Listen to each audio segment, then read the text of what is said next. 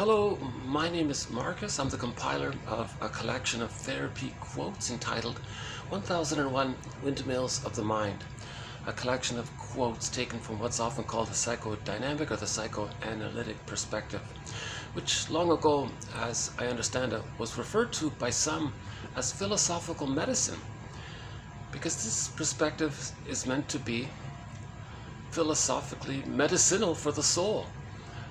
In the sense that if the child is traumatized, his soul is fragmented, and that's psychic pain, emotional pain.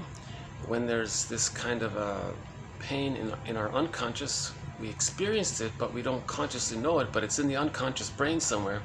One person calls it the non-reporting brain, the part of the brain that would like to tell you what happened, but it can't. So he calls it the non-reporting brain. And as an extension of it, it's the inferring mind, because it's trying to let us know what's going on, to make the unconscious consciousness. So the metaphor is in any story where someone is having a dialogue with someone that represents their own traits, but they don't know it. That's sort of the idea of how we want to make the unconscious conscious. So there are several metaphors about this dialogue. I won't go into it here. We've got The Skeleton by Darrow. Even the Phantom of the Opera, to a degree, is that. When the woman went downstairs into the unconscious, faced shame, anger, and learned about aspects of herself and brought it into herself, she came up to consciousness and then could be a better singer. She could perform better. So we want to re-own what we lost in childhood. So again, with Robert Bly's metaphor, yeah, I realize that's one of the most cited quotes, Robert Bly's metaphor of the bag. He says, by the age of 5, so much of who the child really is, his feelings, his identity, his sense of I, his ontological self, even his pathway to achieving his psychological birth, the capacities of the real self, right, get put into this bag. Now, one of the capacities of the real self is that it allows the person to mourn losses. Now, later in life, a person can't mourn losses, and they don't have that access to that capacity because it's in the bag. And they don't mourn losses because they don't have a related aspect of what goes in the bag. Another capacity of the real self is that it allows the person a wide range of affect, aliveness of affect, needed affect. So that's in the bag. So if a person mourns a loss later on, they don't have access to the needed emotions to admit the loss, because you need to feel it. Obviously, when there's a loss, we feel sad and angry, a grief process, but we don't have access to those feelings. It's in the bag. Now, why is it in the bag? Well, it's for safekeeping. The child was traumatized. He's got to put it in his memory system somewhere, and then he creates a blueprint, a schema. Today's topic, schema, or some kind of traumatic script, or stencil, or template, or CCRT, core conflictual relationship theme. As usual, I'm going to have a few interruptions and distractions, and I may need to move around. Hopefully it won't be too bad today because it's Sunday, but that doesn't matter. It's high season. Oh my God, effective last night, she said, the waitress. High season has officially started. So the price of the coffee doubled, literally doubled. It was just under $5. Now it's just under $10. So I was quite surprised. Same coffee, right? Exact same. So it's I guess I'm sort of in the touristy trap area, I suppose. Didn't really realize it before. So yeah, I realize, the weather's the weather's much nicer now. So weather-wise, I can see why this is the peak tourist season. The rain has stopped. The temperature is really nice. So prices go up.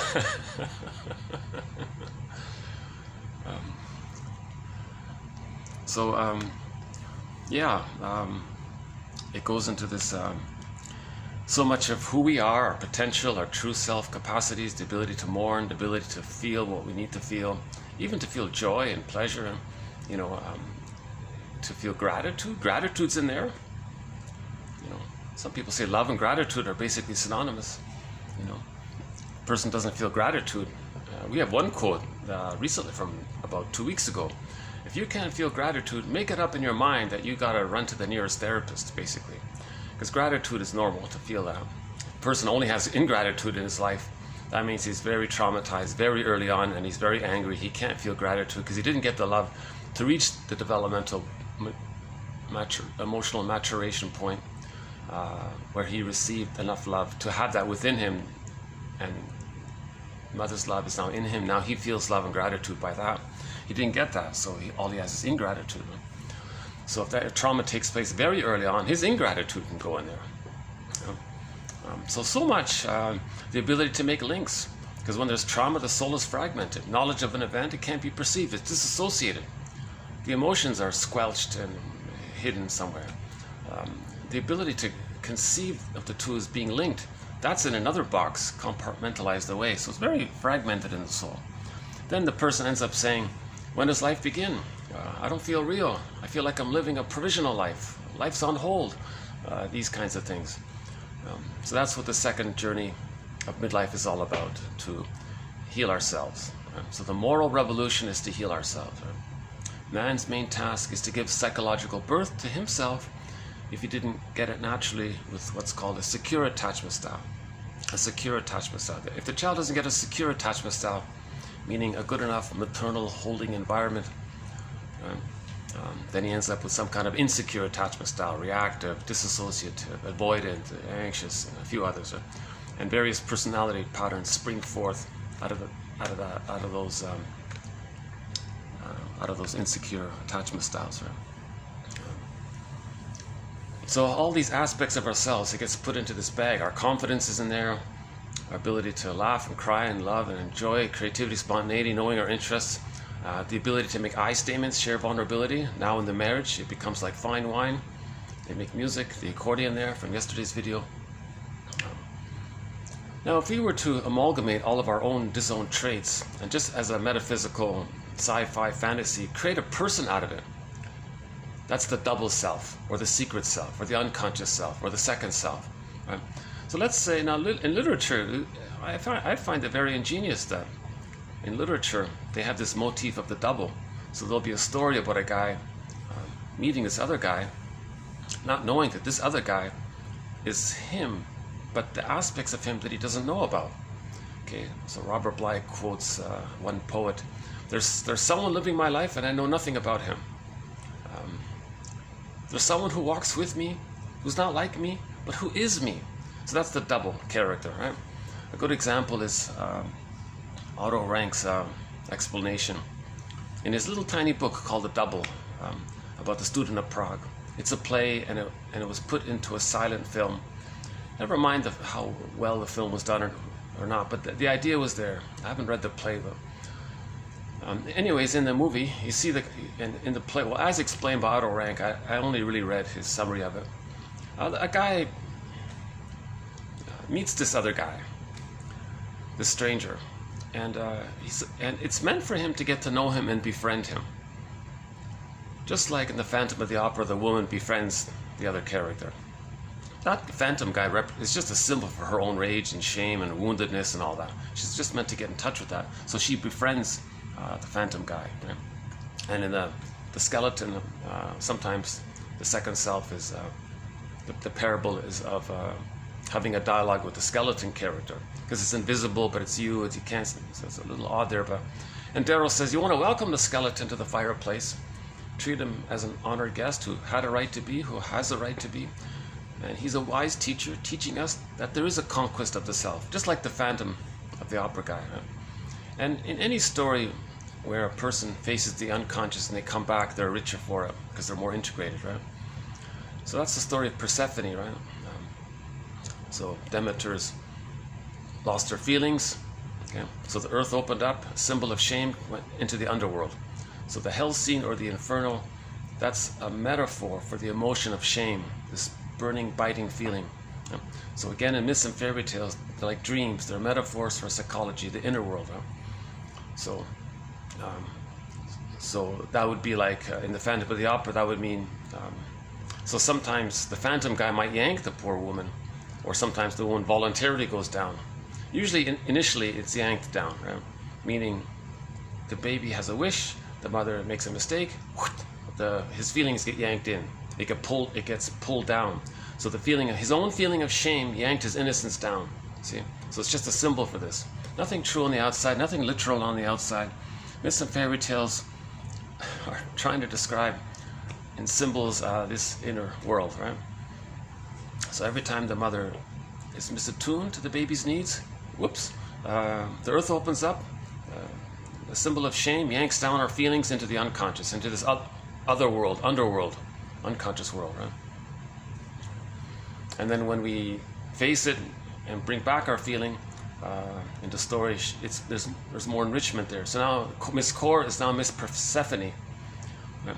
So Demeter is enriched, and then the land that was fertile. That means the person is productive.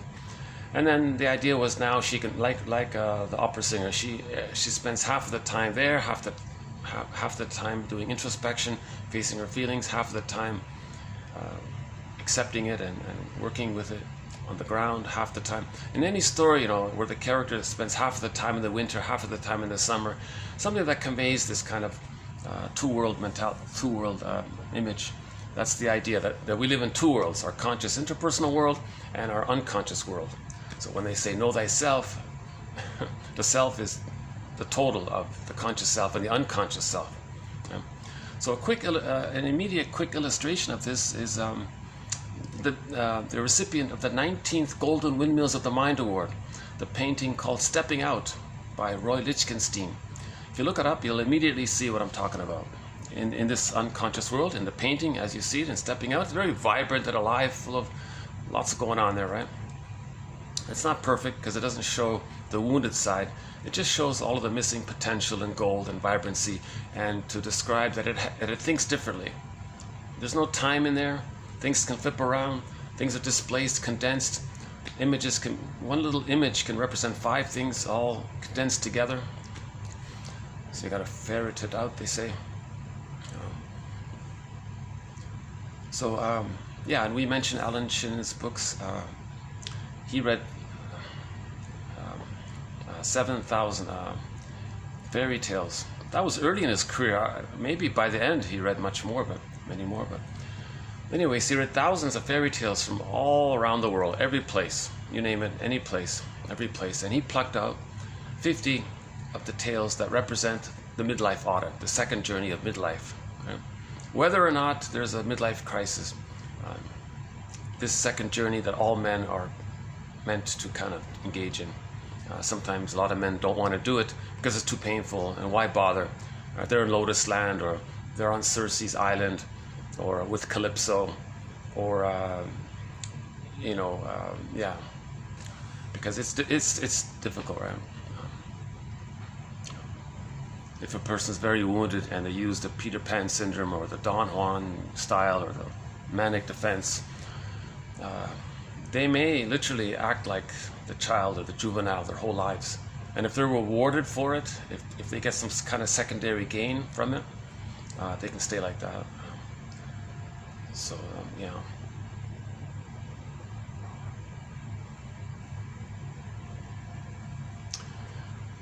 Anyways, so Robert Bly makes a point about this in his book Sibling Society, that where the adults are all like squabbling siblings who've got to grow up.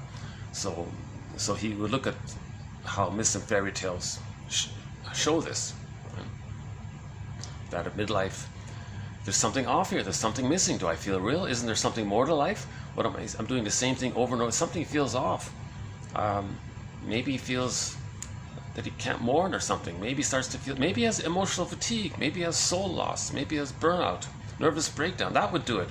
If the person has like this, some kind of nervous breakdown, these kinds of things, or if he sometimes he unconsciously creates a dilemma to face it, because he's so. Anyways, I won't talk about how it starts. One image is that a guy's in the forest, and he sees a golden feather on the ground, and the guy's riding a horse, and his instinct tells, the horse means his own body, right? His instinct, he can feel it that there's going to be a lot of work involved if he picks up the feather. Now the feather is just a glimpse of his soul. So if he now he realizes, is that his soul? Is he going to pick it up and look for the full fighter bird, his full soul? Is he going to go on that journey, or just ignore that glimmer of light of who he really is? And he could feel that. So that was one story. But the Odyssey is, so we have a major thread in 1001 Windmills of the Mind called the psychology and interpretation of myths and fairy tales. Again, myths and fairy tales are true on the inside, not on the outside. They're metaphors for internal dynamics. They're soul stories. We interpret myths and fairy tales as we interpret dreams, basically. Every character is like for one mind. They're not separate. They're not external, separate stories.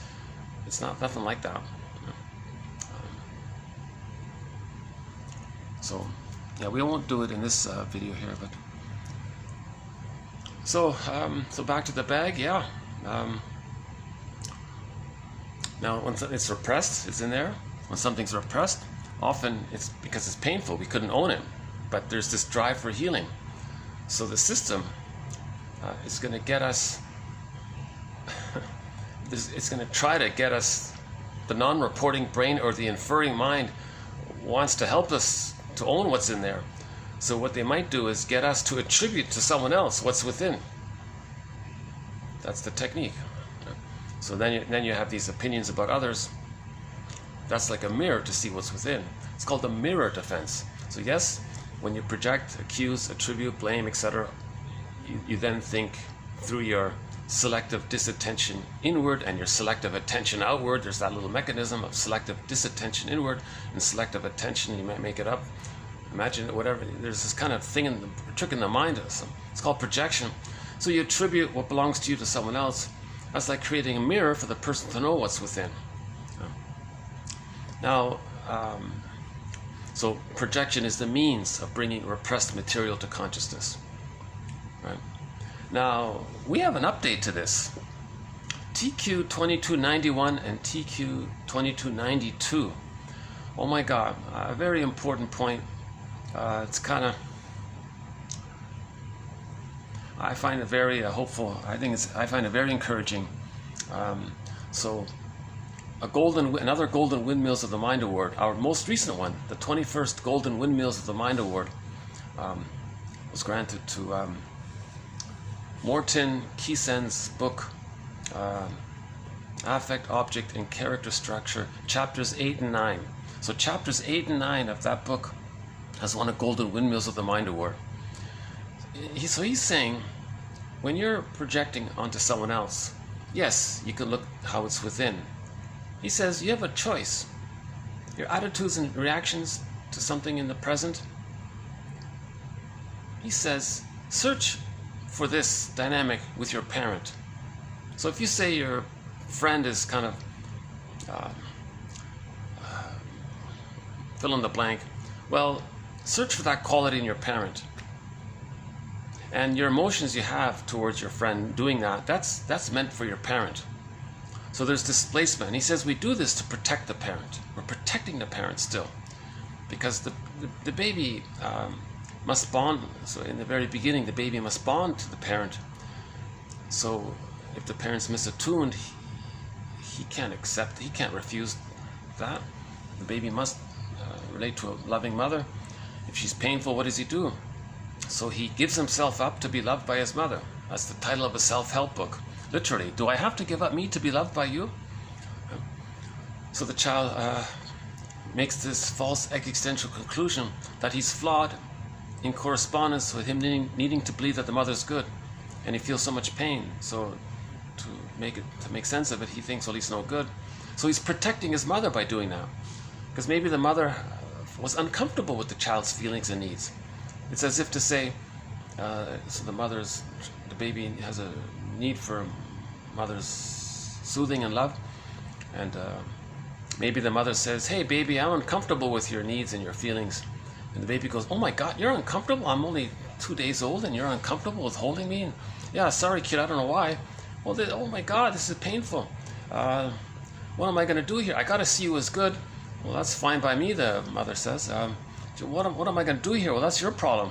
The baby's in a panicked emergency state because he can't, it's too much stress to accept the truth that she's having this negative attitude. So the baby thinks he'll hallucinate like the guy thirsty in the desert. He'll hallucinate that she's wonderful. So he makes up a new mother and thinks that's her. So that's how he relates to her. He makes up, that's called splitting, the splitting defense. The truth he denies, the lie he believes. So that's how he can at least feed and ignore the truth of the mother being so shameful, shaming him. Now, the reality is he is shamed. So he creates an unconscious belief so he did all the work. The baby did all, he's to protect the mother or to protect his need for the mother, to please his mother, because that pleased the mother. So somehow the baby managed to get along with the mother, repair the mother, or relate to the mother. So the baby did all the work. So Keeson says, well, he's protecting the mother in that sense. So from that point, there's a trauma. When there's a trauma, there's repetition compulsion. We're going to replay it, or it's a schema now. So there's a blueprint there, like a stencil there. And he's going to filter his later experiences through that stencil. Okay? So around that stencil he makes, it's dysfunctional. He's going to be shaming himself, or he'll identify with the aggressor and shame others. So it's two sides of the same dynamic, right? It doesn't matter. The point is he's dysfunctional, whether he's dysfunctional towards himself or whether he denies it and wants to be negative towards others to mask the negativity towards within. Some can hold it within, some can't do that, so they take it out. But it's dysfunctional, right? So that's like a little stencil there, and he's going to go through, he can literally carry that stencil with him, and in every new situation replay the situation, or see this new situation, or act in a way to create a replay of that stencil, because he's trying to master the pain of it. So he's repeating it and repeating it, right? So he's going to coax others to play roles. He's going to create a kind of milieu with others to replay that. So Burglar's metaphor is the record. Every neurotic is a music enthusiast, he says, but he only has one record, one of those LP long-playing vinyl music disc records. And every time he sees a record player, a new situation, he spins off that one record. So what's on the record? It's the traumatic script of him making this false belief that it's all up to him. He's got to save the mother, protect the mother, feel shamed. That's how he's protecting the mother. So he may go through life either accepting that he feels shamed, or in his great anger, he'll shame others to communicate he was shamed.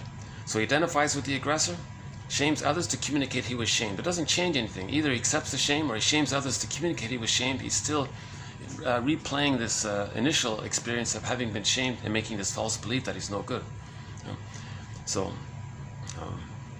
this we have a quote about this coming up by Jeffrey Young here. So he says it can flip like that. Some kids manage to just hold on to the feeling of shame, and they just accept it. Some kids are way over the top, emotionally abused, and they just give themselves up, identify with the aggressor, and then they shame others, because again, their shamed self, it gets projected onto others. Now in that case, that's a negative magic gesture. The person's going to shame others to communicate that when they were a baby, the mother shamed them. So this is all operating out of this little stencil, this little schema, this little script, this traumatic script. And this script is getting us to do this. So now we look at Carl Menninger's quote.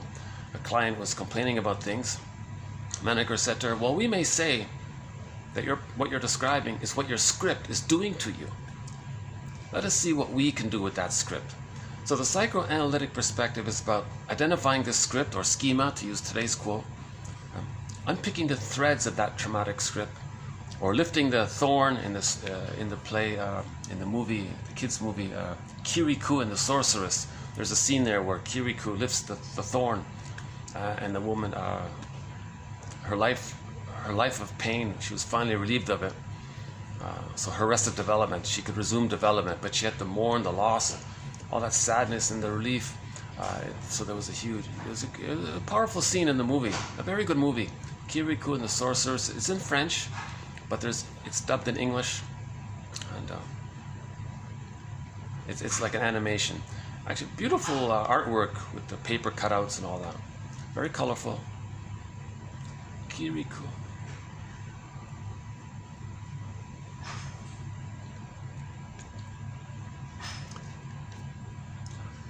So that's in that movie with Kirikou, the thorn there.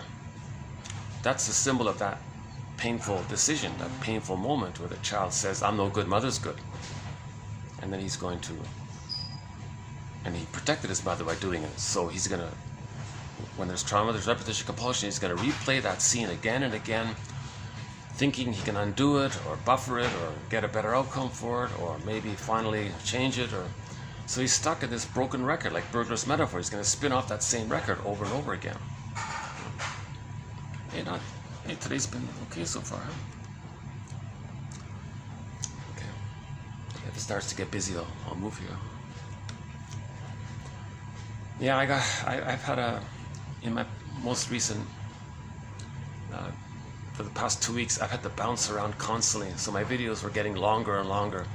My recent videos are like 3 hours long, partly because I had to like move to other places, settle in, and move again, and settle in. I'm still trying to get used to doing these in public.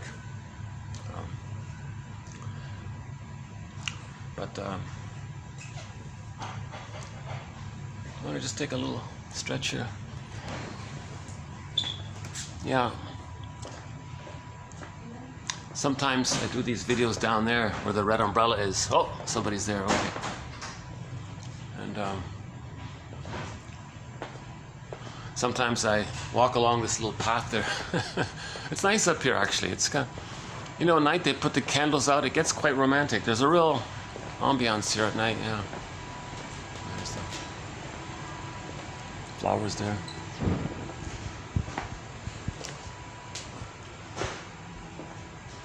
So this traumatic script, today's quote, they called it a schema. The reason I'm sort of bringing this quote in is, so 1001 Windmills of the Mind is mainly developmental object relations theory. So James F. Masterson, William Fairbairn, Melanie Klein, Margaret Mahler. So those, they cover it. Plus we include the work of Edmund Bergler and Karen Horney. And we have numerous other authors. So developmental object relations theory, right? So object relations theory, the study of the internalization of interpersonal relationships. So the baby has an interpersonal relationship with his mother externally. He creates the script around it, the schema around it, some kind of memories, yes, now unconscious memories in the brain somewhere, in the non-reporting brain, in the unconscious side of in the inferring mind. Or the metaphor is the bag that we drag behind us. And yeah, so in that bag, the phantom guy's in there, right? Any scary, okay, because it can be our shame and our rage. We can create some kind of character filled with shame and rage. That could be our own. It's unconscious. That's the symbol for our emotions, condensation, But our joy, our happiness, our potential, like in the stepping out painting, all of our golden ball is in there. It's just vibrant, filled with beautiful gold light. Our golden ball is in there. Our vitality. Marion Woodman says, because our golden ball is there, and all that's very spiritual, she says, that's her jargon. There's a lot of spirit in there, and people don't have it. I don't know if it's just a play on the words. And her theory is that's why people drink spirits. And there's a whole bunch of it here in this restaurant. Let's see. So her theory is people drink spirits. Oh, that's just wine, huh? Well, that's not really the spirit, right? Well, that's just regular wine, right? Okay. But her theory about, she talks a lot about her father being an alcoholic or something. And her conclusion was that he lost his own spirituality, right? He was shamed too much. So to communicate that he lost his spiritual life, his emotional life, his feelings, to communicate it, he drinks the fluid. it's a fluid, so it's liquid, it's mother, you know. And look, mother, I'm looking for spirit. It's sort of a gesture there, but burglar has a different approach. Burglar says if a person is engaged in that, it's harmful to drink that because of the fusion within. Burglar thinks maybe it's going to hurt the image of the mother. So he's trying to break free from the mother within in the imago, the memory. I think we do have that quote actually. So let's today's video is sort of on the lighter side. This is from a self-help book called Schema Therapy or something. The reason I saw this and thought, okay, I'll include it, because I was very encouraged by, so this is from the cognitive therapy people, right? And we don't really go there. I only have one quote really from them, which is their exercise I'm calling the 5 words. And it's pretty good. I've used it several times. Whenever you're feeling anxious, it's a self-help exercise from the cognitive therapy people. Whenever you're feeling anxious, ask yourself this question. I'm calling it the 5-word question prompt. What's the hardest thing about, those are the 5 words, and then you fill in the blank. So if you're feeling anxious about something, start it off with that question prompt. So I might say,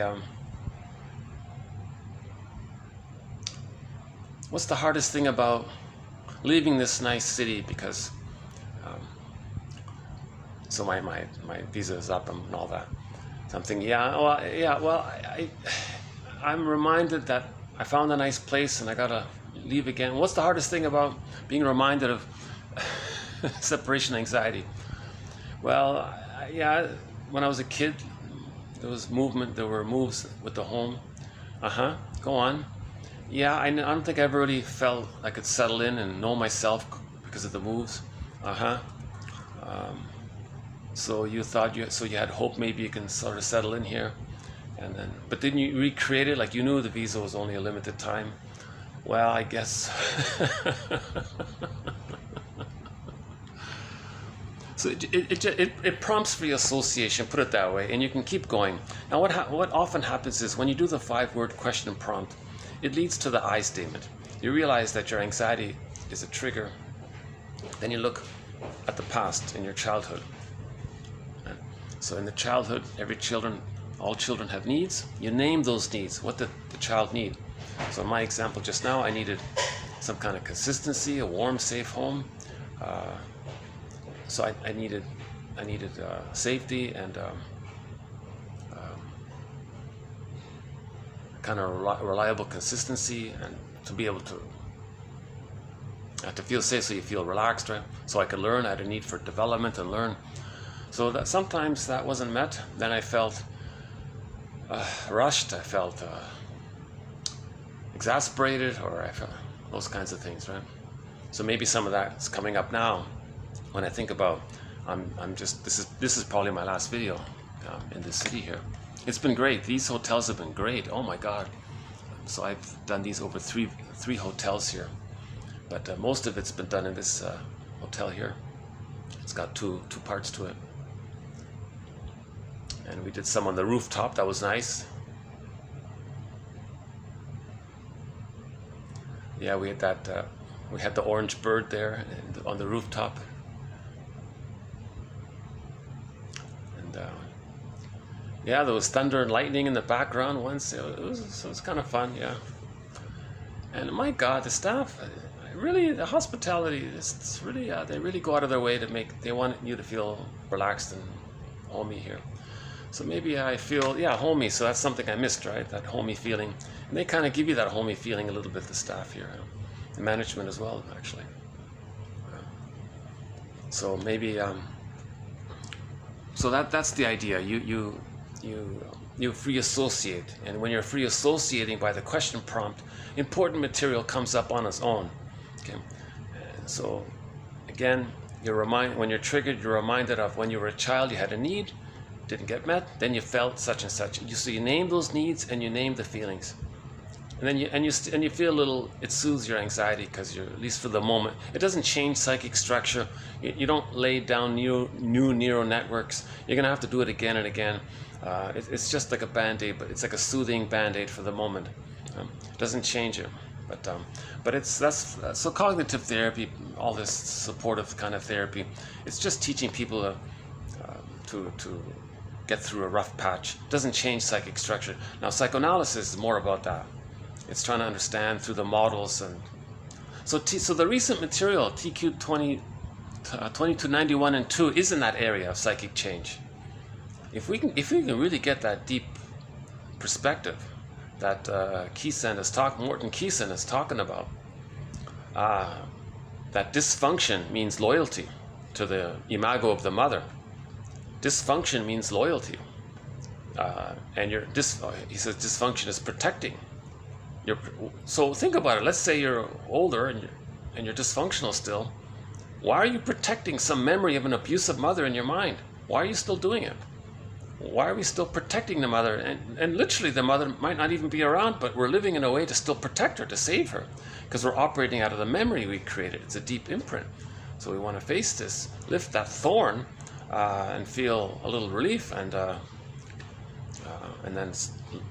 then by the new choices we're making new habits, and then we can build new neural networks by choosing differently, kind of thing. But we can only make these conscious choices if we first face some of the sadness and the truth of the past, right? You can't just magically force yourself to do new habits. That's what the behavioral people do in the CBT. That's why it doesn't really work. You got to face, because if you try to change without facing the truth that you're still loyal to the mother, your memory of how your mother would react to that is going to sabotage your efforts that you're changing, so it's not going to work. The baby has the belief that if the mother is not loving the child properly, he's not going to make it. So he's got to change the mother, fix the mother, correct the mother, heal the mother, protect them. So he uses the term protect. So when he says the word protect, he means all of that. Fix, change, heal, get a better mother. What do you want, mother? What do you got to do? What do you need? I need you to be good so you can love me, so I can know myself. I'll do what you want. So he's desperate for the connection. Life force is object seeking. So all of his life force is to connect to the mother, but it's pain. So he's doing decisions and gymnastics. And what do you need, mother? What do you want me to just turn a blind eye to you're hurting me and I'll pretend you're all good? Does that help? Does that make you feel better? And now he's being a parent to the mother in a way. The child shouldn't have to try to save the mother. That's called childhood parentification. So, and that's a trauma. When there's a trauma, okay, TQ 2119, Paul Libby Russell, our threat on repetition compulsion. That's a good place to start on this topic of repetition compulsion. Another key threat, repetition compulsion. If you look in the search engine, embedded within the channel. I don't mean the YouTube search engine. I mean within the channel, psychoanalytic self-awareness quotes, the one you're looking at right now. There's a little mini search engine. Type in repetition compulsion. You'll get excellent quotes on repetition compulsion. Okay. So briefly, one main part of it is that the child loses his golden ball. Means he loses identity. He loses his identity. I feel, therefore I am. So he feels depersonalized. He feels, who am I? I don't feel real. Right? So that doesn't feel good, right? So there's this innate drive for healing. So the idea is they want to replay the scene of the crime with the mother symbolically in the present, creating the present as a new edition of the past, with the magical thinking that maybe they can change the past, undo the past, heal the past, go back in a time machine, get a better outcome for the past. It's magical thinking, it's because it's timeless. So they have these magical thoughts because it's in this world of timelessness. So in the unconscious bag, it's timeless. Things morph around and flip around, condense. So that's kind of influencing us, right? So the primary process thinking is one world. Our conscious interpersonal world, that's secondary process thinking.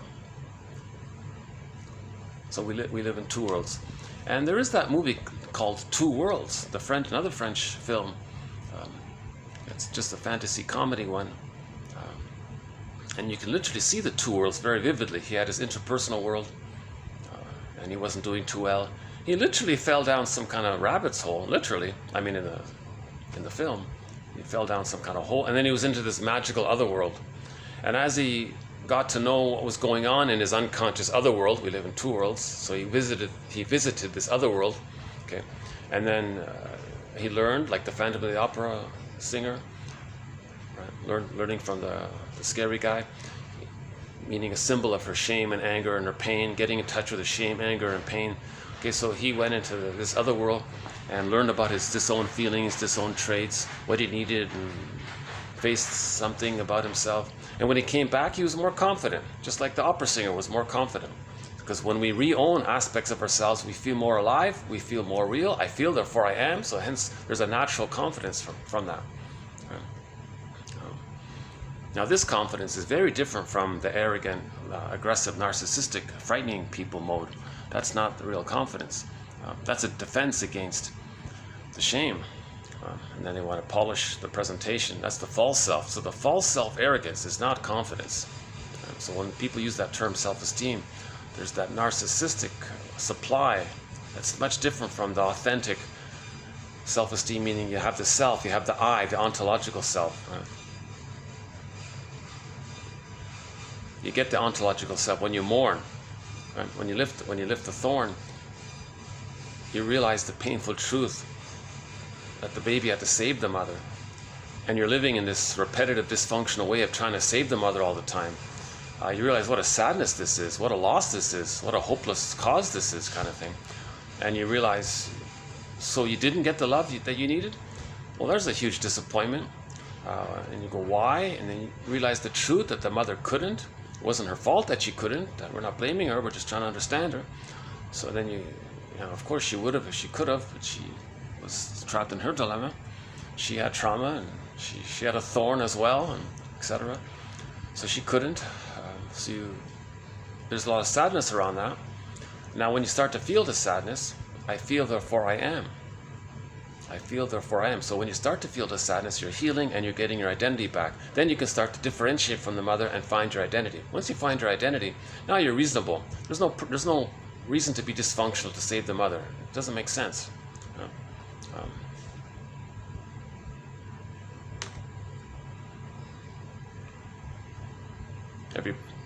Every person has the right to find their authentic identity, that kind of thing. Nature's greatest miracle.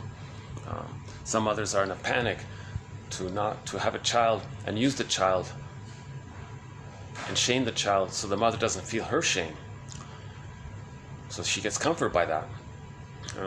Or the mother fixes it so that the child will always need her. Then she feels always important. So she doesn't have to face her loneliness. So that's called the Jocasta style of mothering, when the child parentifies the child. And the child will try their best. They'll spend their whole lives trying their best to please the mother, protect the mother, save the mother, fix the mother, do what she wants. Because that's like a child. It's coming from that stencil that was created at the moment when that decision was made. It's called the moral defense by Fairbairn. In the last video, or 2 videos ago, we talked about the TQ 2292 talked about, and 21 talked about the moral defense. So I won't go into it here. So when the child uses that moral defense, he's no good, mother's good, and it's a stamp, like a little chicken, like a little stamp there. It's in there, and he's referring to this stamp all the time. Save mother, protect mother, be dysfunctional.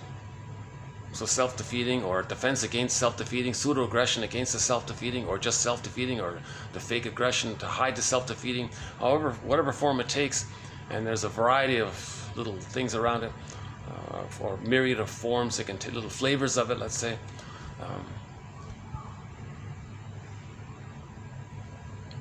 So in other words, all dysfunction is an attempt to save the mother, protect the mother, save the mother, fix the mother. So that's the point of 91 and 92, TQ 2291 and TQ 2292. Key concept. That's a key concept. So there, if we get to that, and we can just meditate on that, or just feel that, or talk to somebody about it, or talk to your friend about it. It's an emotional concept. I feel certain emotions around that concept. I wish I could go further, but I'm talking to an imaginary audience through a phone here. So I'm not sure how well that would. Still no viewers, can you believe it? After all 2 years of doing this, not one follower.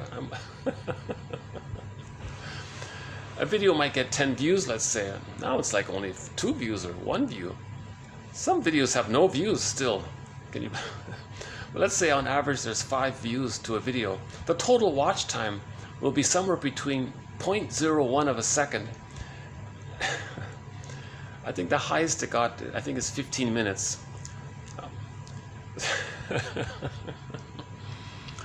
So my presentation needs a lot of work, obviously. I'm not a handsome, well-spoken person, but I'm not doing it to be a soothing voice or something. I'm not doing it in that way. I'm looking at the content of the material. I'm focused on the message of the quotes. I am sad that I'm not giving these quotes, presenting them and giving them due justice. These are excellent quotes. That's what keeps this thing going, because of the power of the quotes. And I'm doing it because I can't find anyone else to doing it. I can't find anyone else talking about this. I've searched, it doesn't exist. Nilch, nada, nix. In Germany, I was in Germany. She said, I asked her, do you speak English? It's on the camera. Do you speak English? Nix.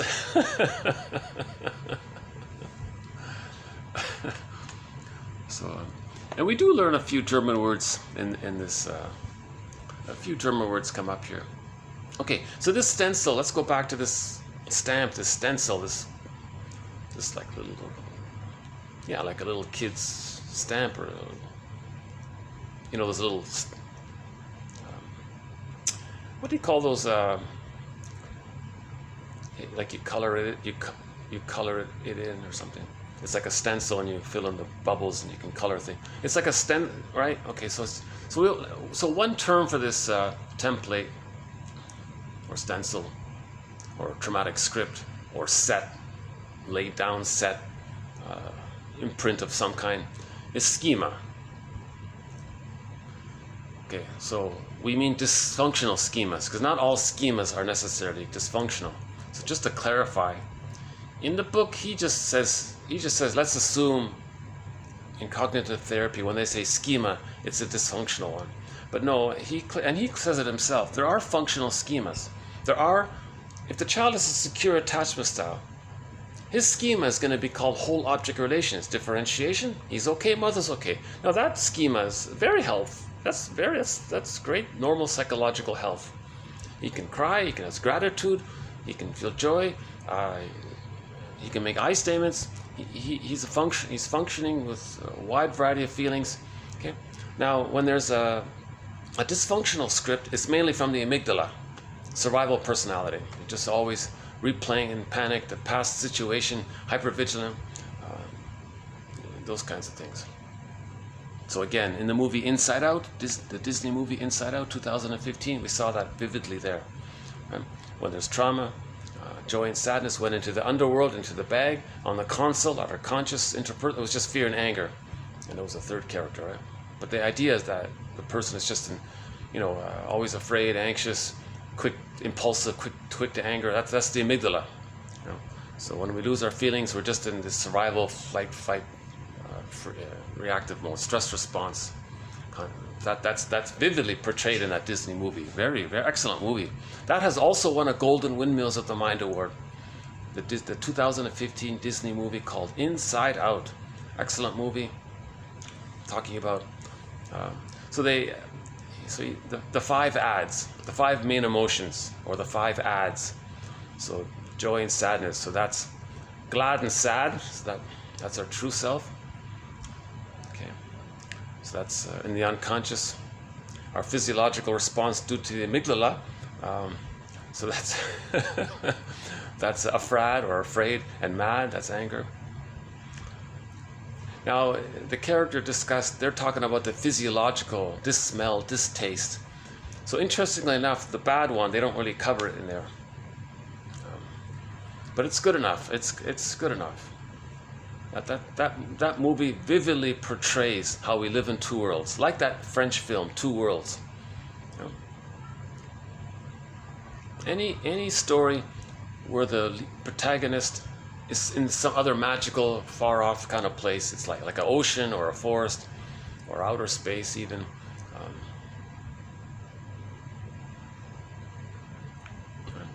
lot of fantasy movies are about that. This is all described in a book. Oh boy.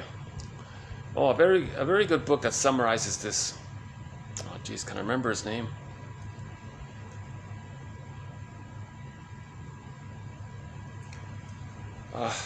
Yeah, sorry, I can't. The front, it's got a brown cover on the image is a labyrinth on the front cover. He heavily draws on the work of Joseph Campbell, who came up with the idea of the monomyth, the hero's journey.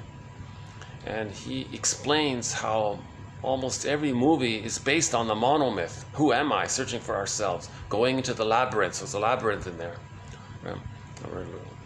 You might face the Minotaur. That's the mother. That's your angry mother. Meaning a symbol of your own rage put onto the mother.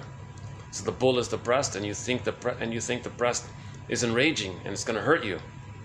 No, the baby couldn't accept his rage. He puts it onto the breast. Now maybe the baby wants to attack the breast. No, the Minotaur, the bull wants to attack him. So it's a projection. See, it's flipped around. It's in the unconscious. The child's feelings gets projected onto what he's afraid of.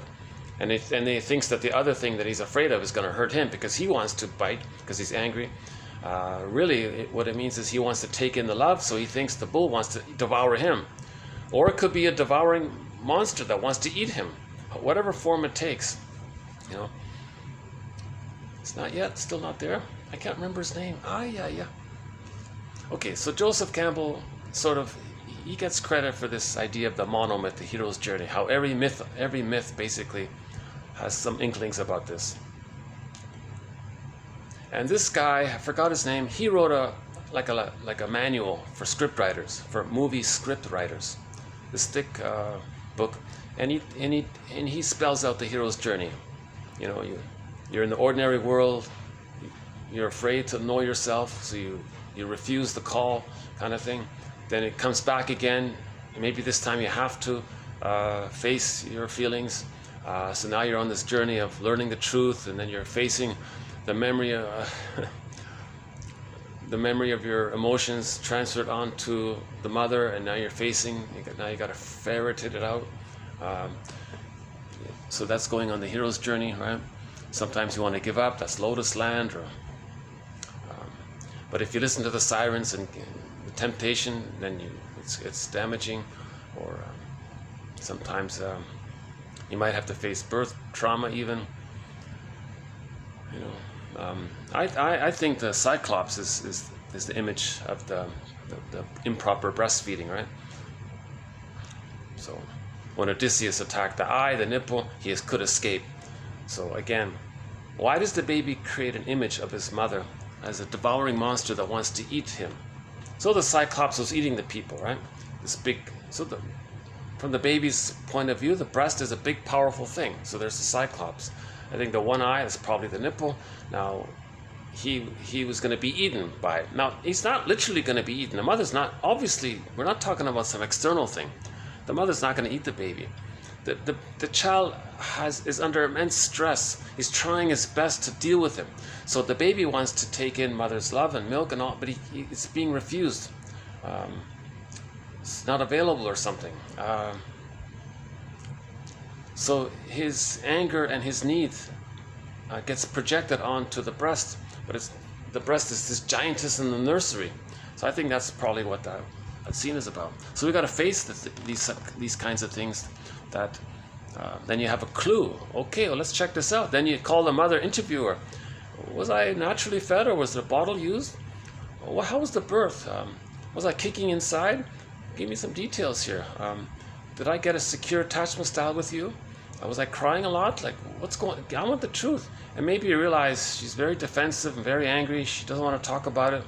And then she wants to divert and wants you to feel sorry for her. Oh, okay. So she's not even meeting your need now, later on. You know, so she's still kind of gaslighting you. What are you talking about? Everything was fine. So yesterday we had a quote about the gaslighting. So a lot of mothers gaslight their babies. The baby has a wish. No, you don't, baby. Really, I don't? Oh, that's too painful. They identify with the aggression. Later, they don't know what they feel or need. So they treat themselves the way the mother treated them. That's a way to protect the mother. They're protecting the mother. If a person doesn't live a happy life, they're protecting the mother. If a person doesn't live a happy life, it's because they're still protecting the mother. That goes back to that point, right? Where the stencil or where the schema was created. So we're talking about dysfunctional schemas. So let's begin then here. So dysfunctional schemas result from unmet core emotional needs in childhood. The maternal holding environment, safety, stability, nurturance, acceptance, freedom to express valid needs and emotions, development, growing up, autonomy, sense of identity, having some skill, competence, mastery, spontaneity, play, joy. That's sort of like development there. The child has this right to go through this. He needs to get his emotional needs supported. So the child needs to enter into the extended womb, called the maternal holding environment. All humans come out of the womb too early. They need this extended womb. Everything is there to serve the baby. Unconditional love, unconditional acceptance. The mother's attuned. No conditions, no punishment. It's like when the baby was in the womb, everything was taken care of. Likewise in the extended womb. That's called the maternal holding environment or the psychological egg. So he needs to enter into the psychological egg called the stage of social symbiosis, the stage of undifferentiation, meaning the baby doesn't know where he ends and his mother begins, the stage of fusion sometimes. Mahler calls it the mother-infant dual unity, meaning he doesn't get a sense of him being separate from this fusion of the two of them being kind of one, like it's just all one there. But the child needs to enter into this fusional egg because it's for his growth. He needs to be fed and developed. He needs like building a building. He's still being constructed. He's got to enter in there, right? Emotionally, right? And so he needs that.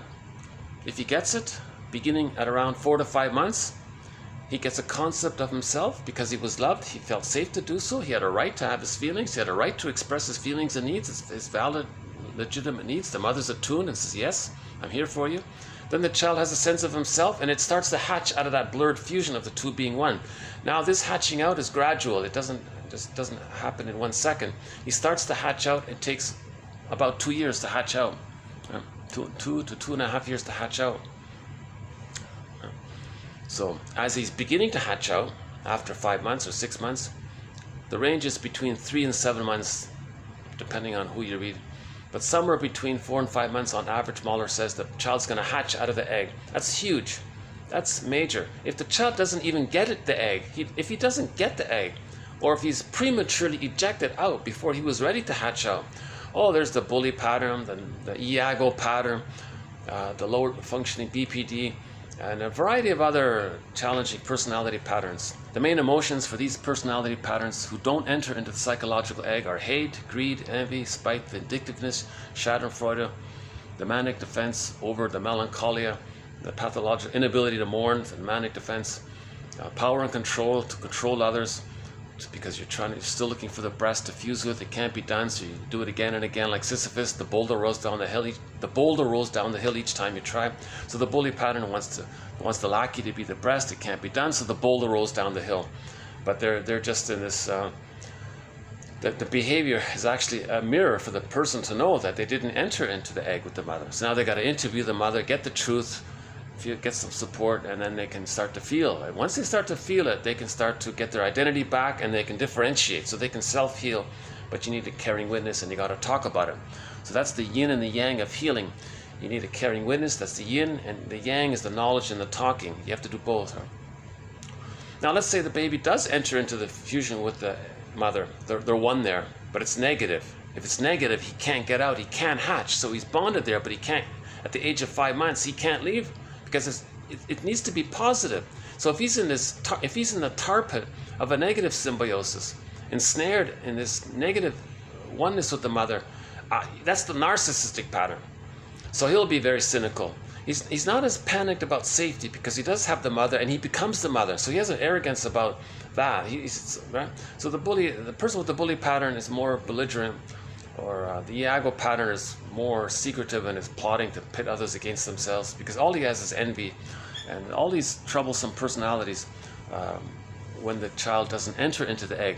If the child does enter into the egg, but it's negative and he can't get out, that's the more garden variety narcissistic pattern. So the playboys and the Peter Pans and the cynicism and their humor is very negative.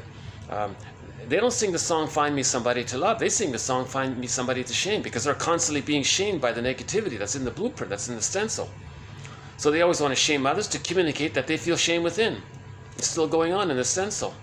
So they can't love others. They just want to shame others to communicate that they're feeling shame.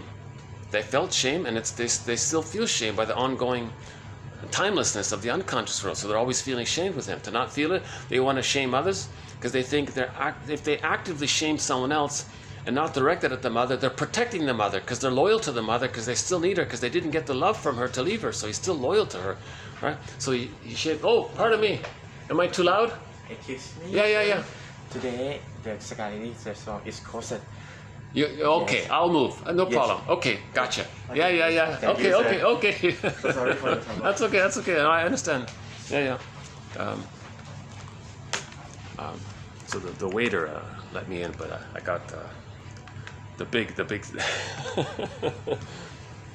Maybe I was getting too loud here. Okay. So hang on. Let me get my bag here.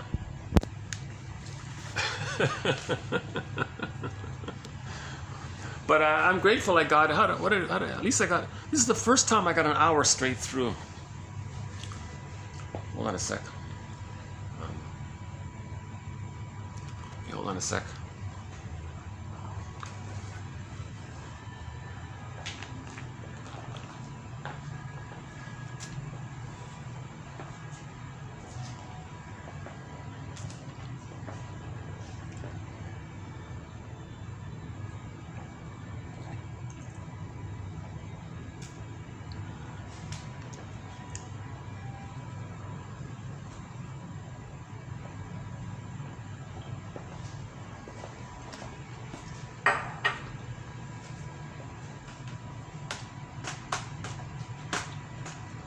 I guess I was starting to talk a little loud. Maybe I was starting to talk a little louder there at the end there, wasn't I? But I understand, yeah. Let's go, we might be able to do this outside. Let's see. Hold on.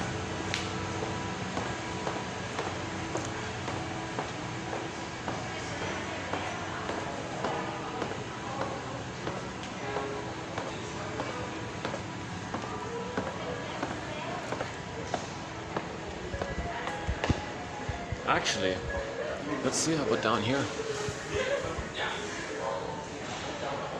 There's a couple of people here. That's not too bad here. I probably could do it inside, but let's go outside. Yeah, I'm gonna move outside. You know that glass with the coffee? It's upstairs if you need it. Oh. Your glass? Where your glass? The cup is upstairs. Yeah, okay, on the left side. Yeah.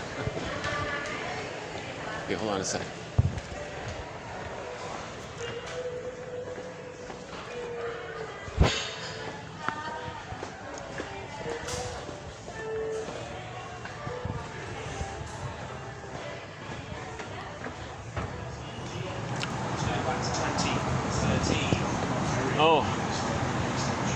Oh, that's too bad. Okay. Yeah, no, that's not gonna work. I can't turn that noisy thing off over there. Hang on. I do have a backup spot here.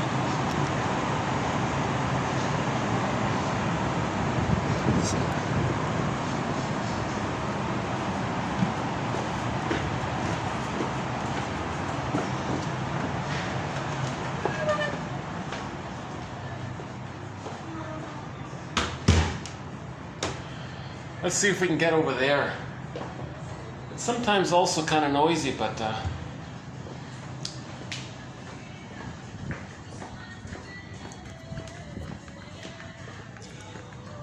let me just let them know first. Hold on a second. Okay, let's see. I guess it depends on who's on duty.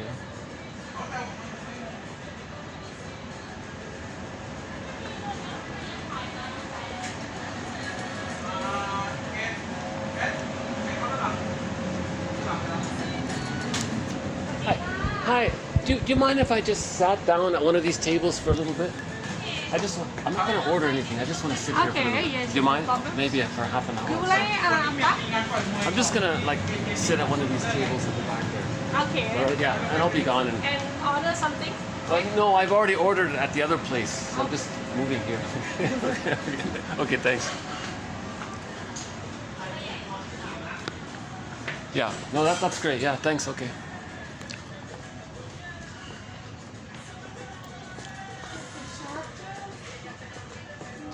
Yeah, I'm just gonna sit here. Is that all right with you? I'll just sit here for a little bit. Yeah.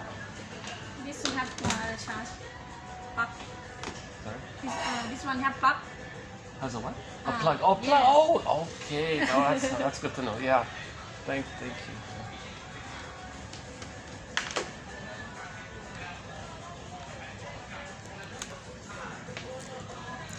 Okay.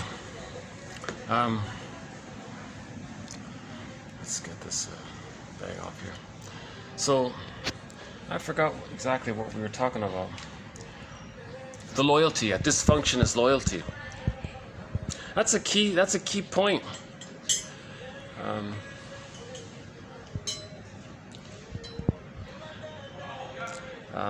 Never mind my delivery if it was flawed or I stumbled a lot, but the content, TQ 2291 and the follow-up 92, I think that's a great place to start with 1001 Windmills of the Mind, or look up repetition compulsion.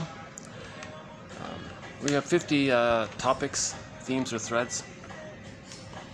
Okay, let's start again here. Okay, so dysfunctional schemas result from unmet core emotional needs in childhood.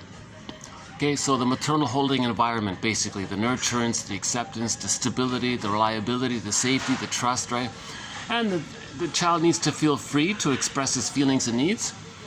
Right, then he hatches out, he's starting to get his identity, there's the autonomy, right? Now he has a sense of himself, and he's gonna learn, skill, so usually what happens is the child is loved, then he starts to hatch, and he needs to be mirrored, they say.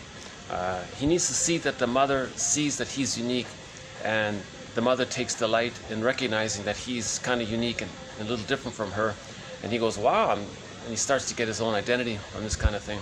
How's the lighting here? Is that okay? Well, there's our nice little heart sculpture in the background, you know. Is that okay? And the lighting isn't the greatest thing here for some reason. And then, so that his needs for mirroring, and then at the age of 18 months, a very important thing happens. This infantile megalomania, him thinking he's a little god, starts to dissipate. It mainly dissipates.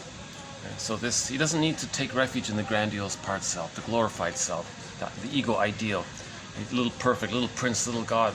Babies in the womb think they're little gods, and that continues for the first 18 months. It gradually diminishes, and by 18 months it's pretty much dissipated. Now remember, if the person can't leave the tar pit of a negative symbiosis, and he's ensnared with the mother, and he can't leave it, he's still in him. He still thinks he's so important, he's a little god. He identifies with the aggressor, that fuels it. He's gonna be angry at his mother to protect her and save her, but he's gonna do it to others to protect his mother. So he's gonna shame others, and he doesn't express his anger at his mother because he is the mother, and he's expressing anger at himself. That's melancholy. As a defense against it, he's gonna be manically be aggressive to others as defense against not wanting to feel how he's because the fusion, he can't express his anger at his mother. Number one, he wants to protect her. Number two, he would feel hurt himself. So he's got a lot to unravel there, the narcissistic pattern. And you can imagine some kind of image of that. How do we describe this in an image? Like a Gordian knot or some kind of a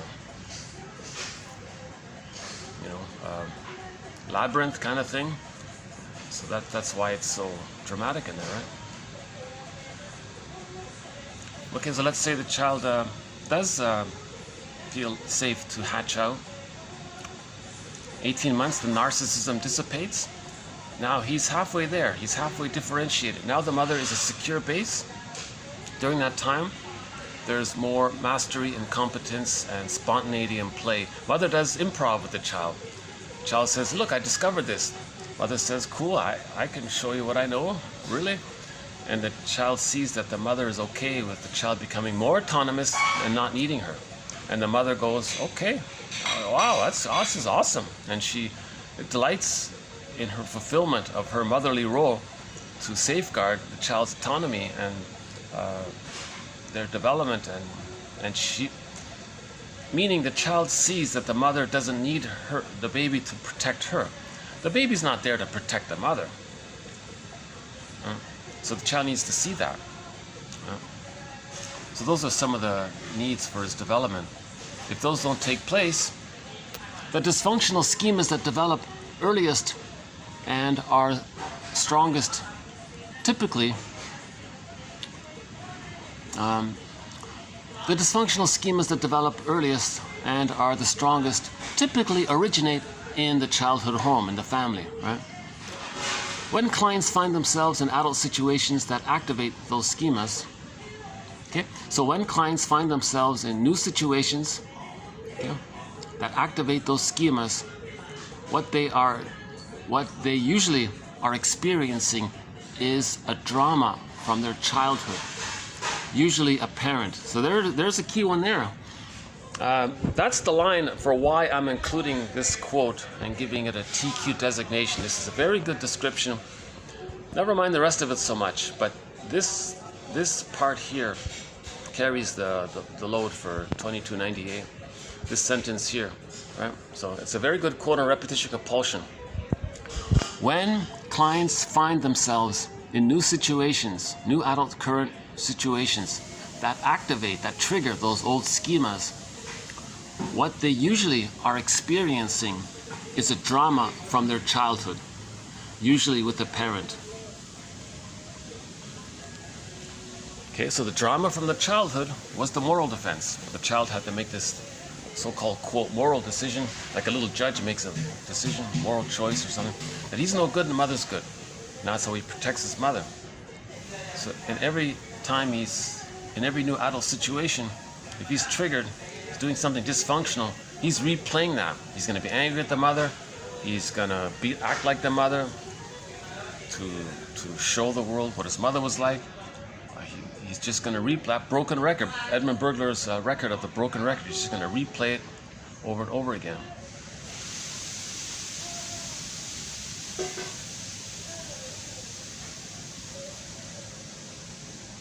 Yeah, it's too bad he couldn't just leave me alone there for a little while. I was on a roll there, right? I was just starting to get going there. I very rarely, once in a while, I can get into a rhythm. You know, it's funny, in the summer, between May and August, I was starting to get a little bit of that rhythm. I could start to get on a roll there, and things were coming up. So I had some good material. So those videos are gone, mysteriously lost. Just a real I'm still trying to get over this idea.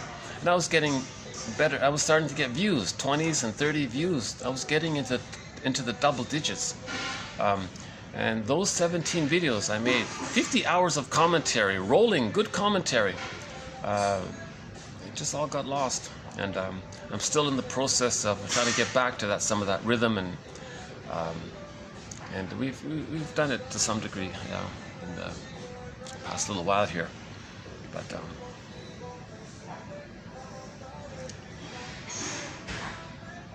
it's symbolic. It's analogous to the second journey. There's going to be disappointments, there's going to be setbacks, but we're trying to, there's innate drive for healing. There's this innate drive for healing, right? Clients regard schemas as a priori truths, and thus these schemas influence the processing of later experiences. They play a major role in how clients think, feel, act, and relate to others, and paradoxically lead them to inadvertently recreate in their adult lives the condition in childhood that were most harmful to them. So the childhood was painful, it's unfinished business. They don't want to live with that timeless pain, so they're going to replay it in the present to get a better outcome, so they're not so pained by the past. It doesn't work, so it's like Sisyphus. The boulder rolls down the hill, right? That's the nature of repetition compulsion. So repetition compulsion, Russell says, is synonymous with trauma. When there's trauma, we replay it, we repeat it to see if we can change it. It doesn't work, so we're stuck in this Sisyphus activity, right? A schema is a pattern imposed on reality or experience to help individuals explain it. There you go. A schema is a pattern imposed onto the present to help the projectors understand what's going on.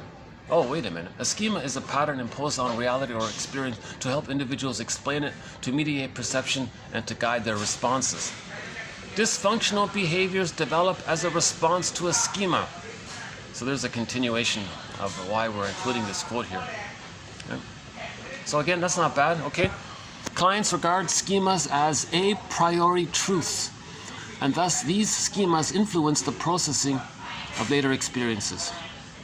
They play a major role in how clients think, feel, act, and relate to others, and paradoxically lead them to inadvertently recreate in their adult lives the conditions in childhood that were most harmful to them. Okay, because they're trying to master they're trying to master it. They're trying to not feel pain by it, so they want to replay it so they can get a better outcome.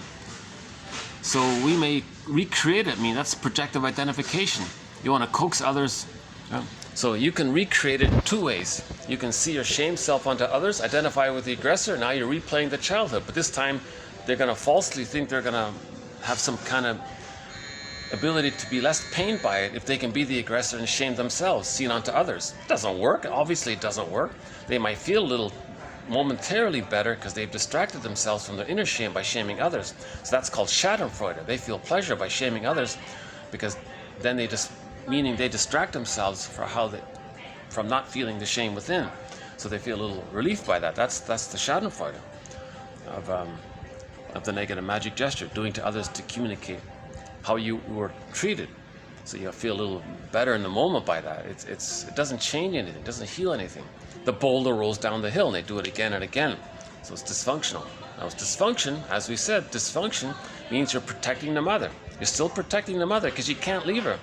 You can only leave her when you get the love, but you're not getting the love. So you're still protecting her, acting like her, being a caricature of her, being like a cartoon version of her, doing to others what she did to communicate what she did to you. Right? Yeah, the coffee's starting to kick in, huh? Okay. Yeah, part of my mind is still thinking about that interruption and the noises here. I think, so, yeah, I'm leaving. Yeah, my visa's up. I'm leaving in a couple of days, so I'll probably be doing this in some other location.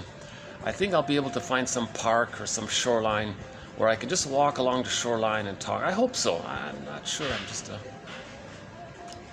I want to get these quotes out. I don't think this self-help author, Young and his colleagues, were able to. I admire their effort. It's a pretty good effort. They talk about the script. It's called the schema, so I give them huge credit for that.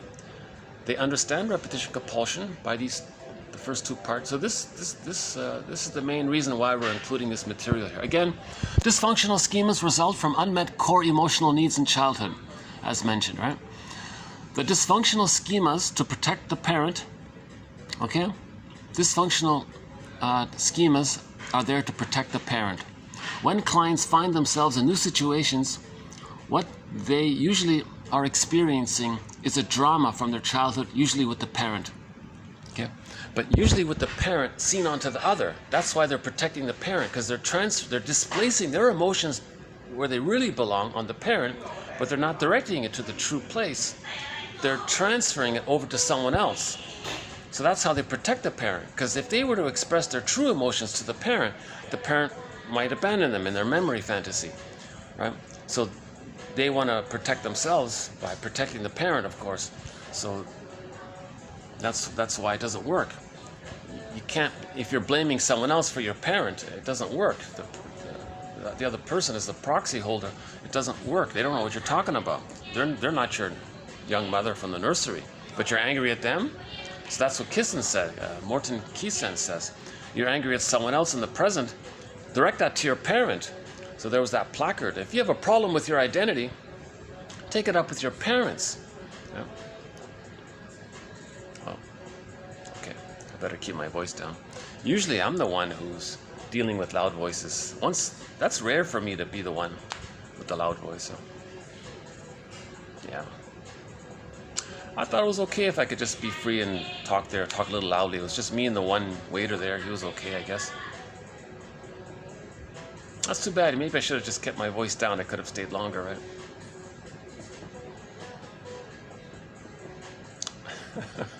Okay, a little mistake on my part, yeah. I feel a little badly about talking so loudly over there. Yeah. I know what it's like to listen to someone talk loudly near you. It does wear on you a little while, right? Yeah. Maybe part of me is excited to get back my momentum, so and I made the rationalization, I'm alone in this restaurant, it's closed, just me and the waiter. He said okay. So, but still. Yeah. I got a little carried away there. Pardon me. Okay, my apologies to the... especially considering how good they've been to me all along here. And even this waitress here said, oh, there's a plug if you need a plug for your computer. So yeah, the second part here. Okay, clients regard schemas as a priori truths. Oh my God, right? Clients regard schemas as a priori truths. Oh brother, that's a pretty good phrase right there.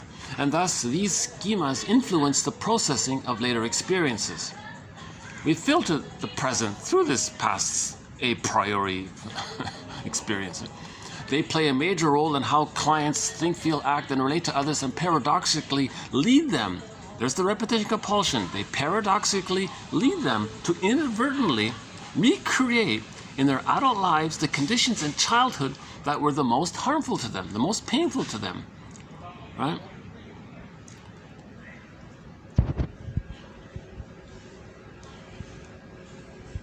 That's why a lot of marriages become like sour milk. Each partner is projecting their childhood into the present. He's doing it and she's doing it.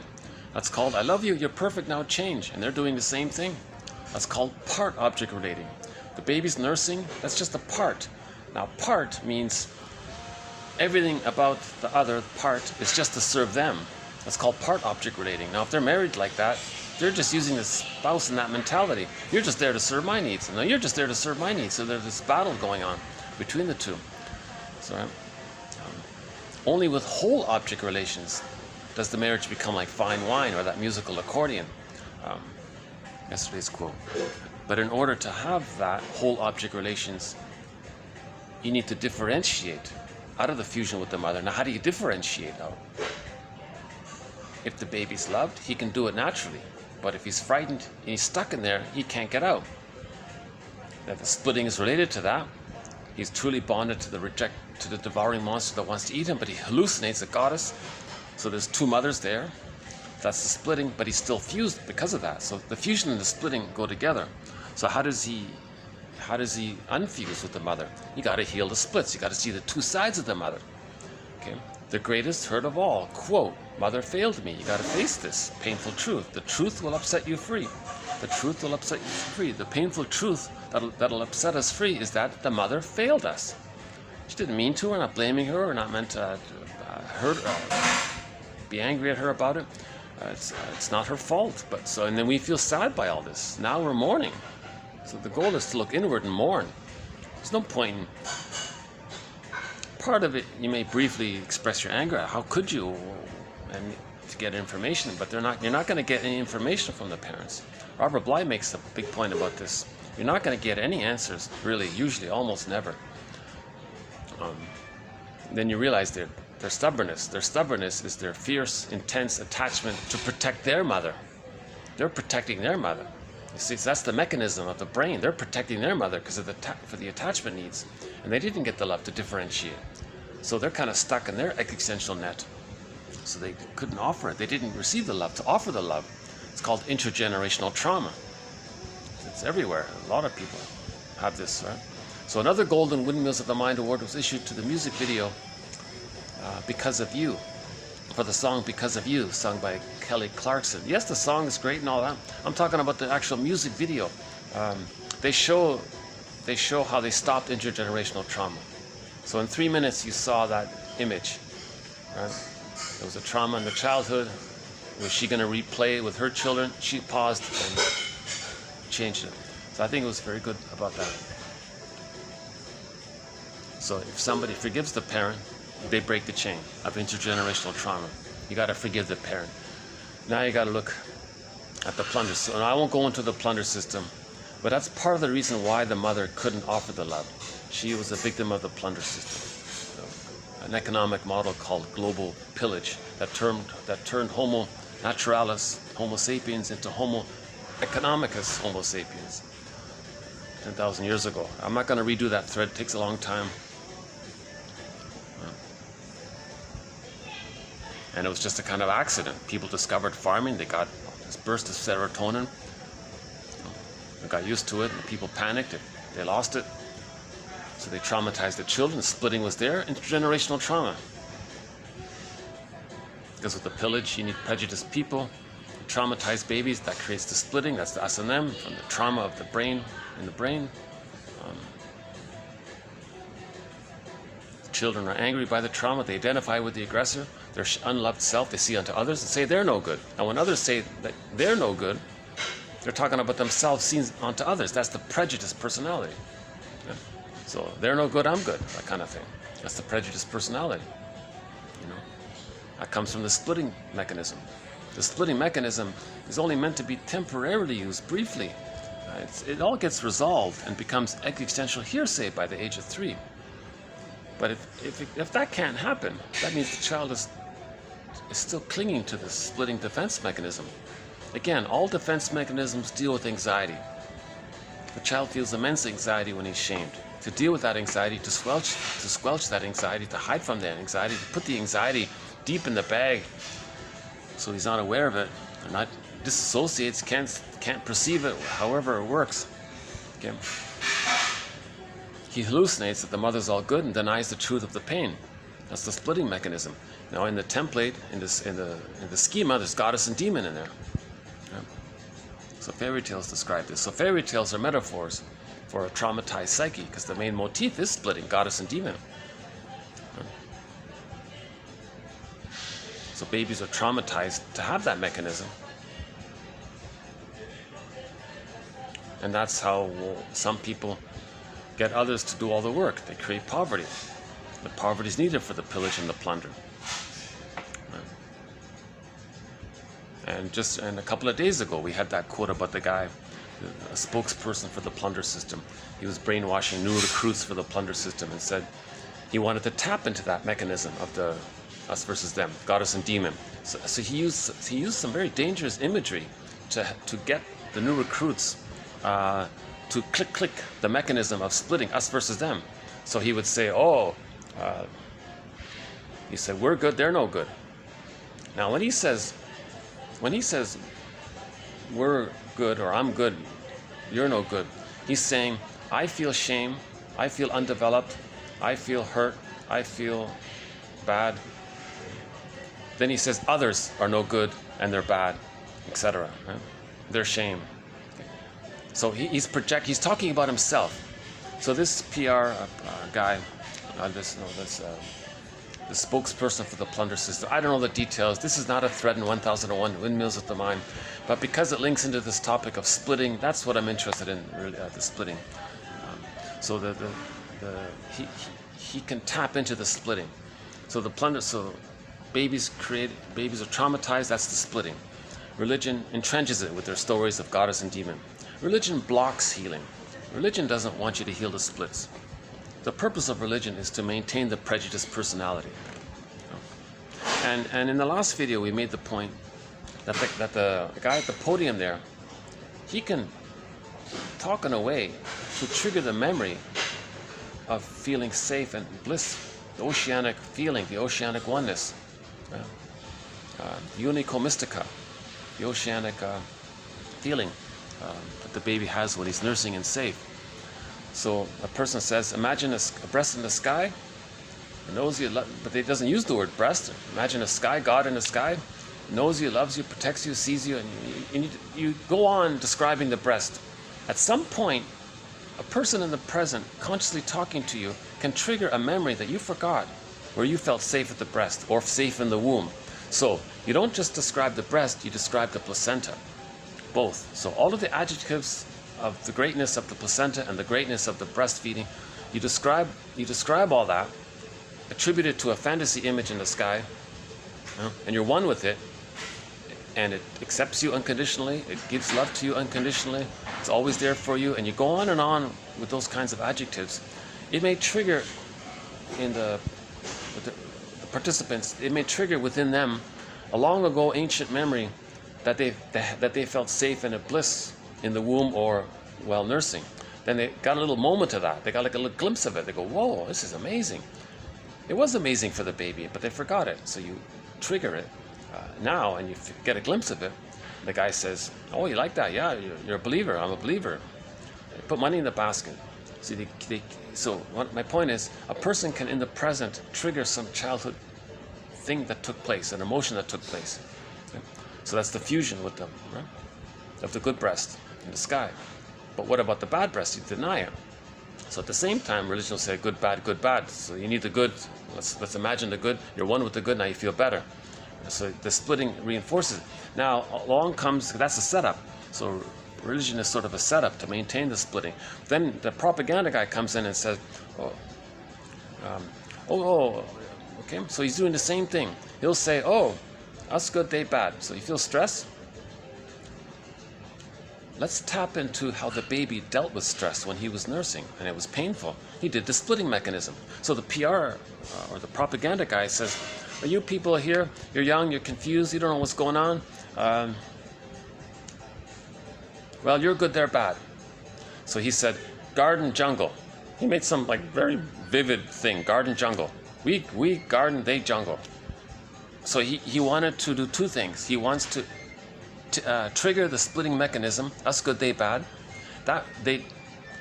How that works is, when they say us good, they bad, they then don't feel the shame that they project onto others. They feel bad, but they say others are bad. That's how they don't be aware that they feel shame within. That's the mechanism. So you want to trigger this little click mechanism in people. So he says garden, jungle. Because at the same time when he makes garden, that's vivid imagery, lots of associations. Oh, garden, civilized. Oh, jungle, uncivilized. So already you have this mechanism to move towards, when a baby's shamed, he felt objectified, so-called quote-unquote thingified. Okay. So now the baby doesn't have a memory of he was so shamed like that and treated so badly like that.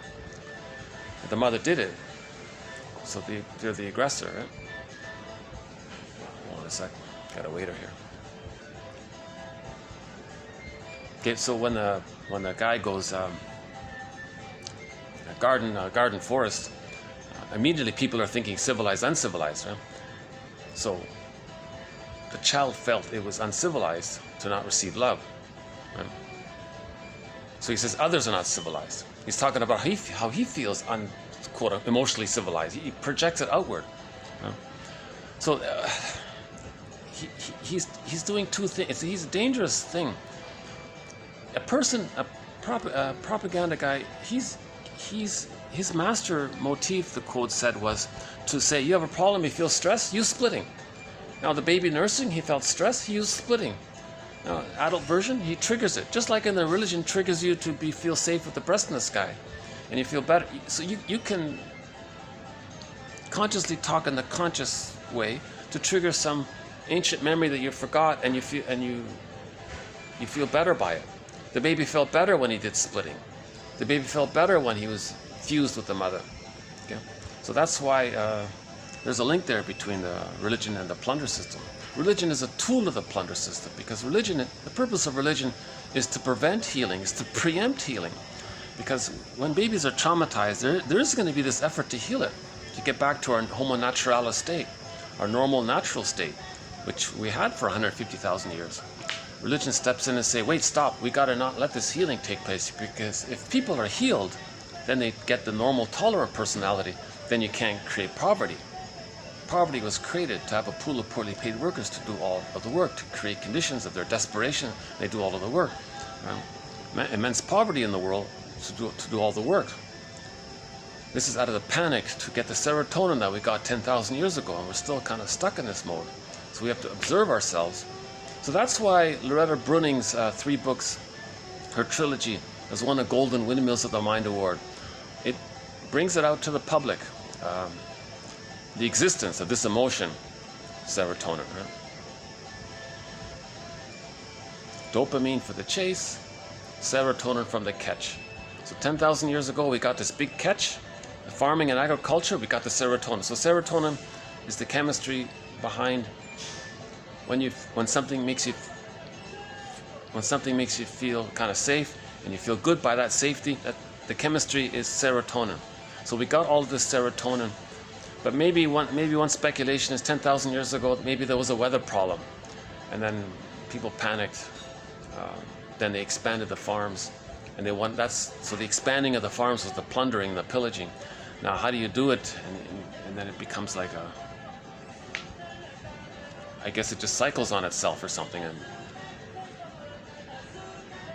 it re-triggers itself, so that people panicked and they kept plundering and pillaging. So you need poverty for that. To create poverty, you need people with the prejudiced personality. To create the prejudiced personality, you need babies to use that splitting mechanism. To get babies to use that splitting mechanism, you shock traumatize them when they're born. So babies so maybe that's what happened. They removed the baby from the mother. That shock traumatized them. A huge betrayal, a huge trust betrayal. Baby expects his mother, no mother. Oh, what a painful thing to happen. He identifies with the aggressor, his immense shame. He felt thingified, felt very belittled. Oh my God, I don't know what adjectives would be how to describe that, but it feels really pitiful, I guess. Immense shame. He sees it onto others. Okay, so he felt undeveloped, uncivilized. He says others are uncivilized, so he calls it garden forest. Garden jungle. Sorry, that's uncivilized. So he wants you to he wants to trigger how you felt uncivilized. Yeah.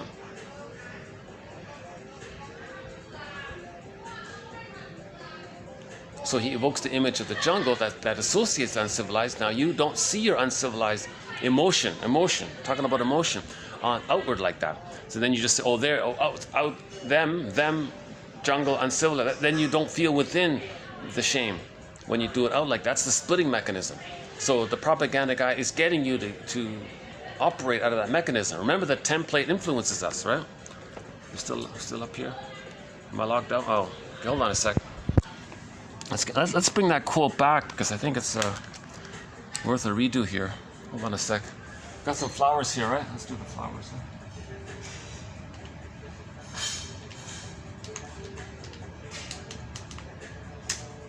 Okay, let's redo that quote. When clients find themselves in adult situations that activate those schemas, what they usually are experiencing is a drama from their childhood. So the propaganda guy doing the garden jungle thing, he's trying to trigger a drama that we had in childhood with our parent. The drama we had with our child is that we created the splitting defense to deal with the pain with the parent.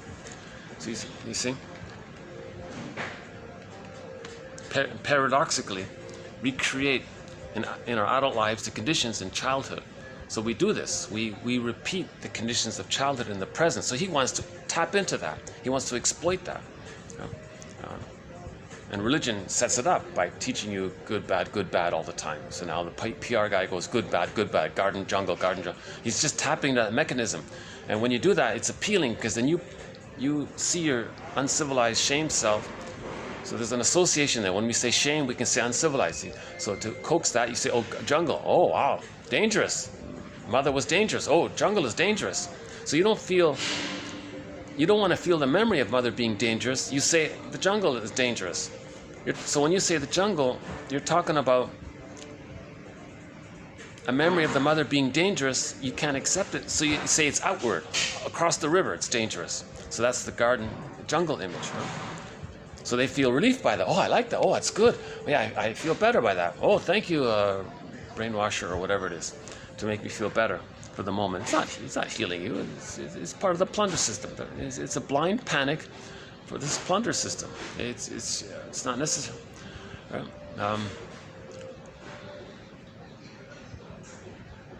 We have psychology now. We understand this. Even my humble 1001 Windmills of the Mind offers it. It's clumsy, yes, but the quotes are there. Just in the search engine, type in splitting. And if you read all the quotes on splitting, this will make sense if I couldn't convey it here today. Yeah. So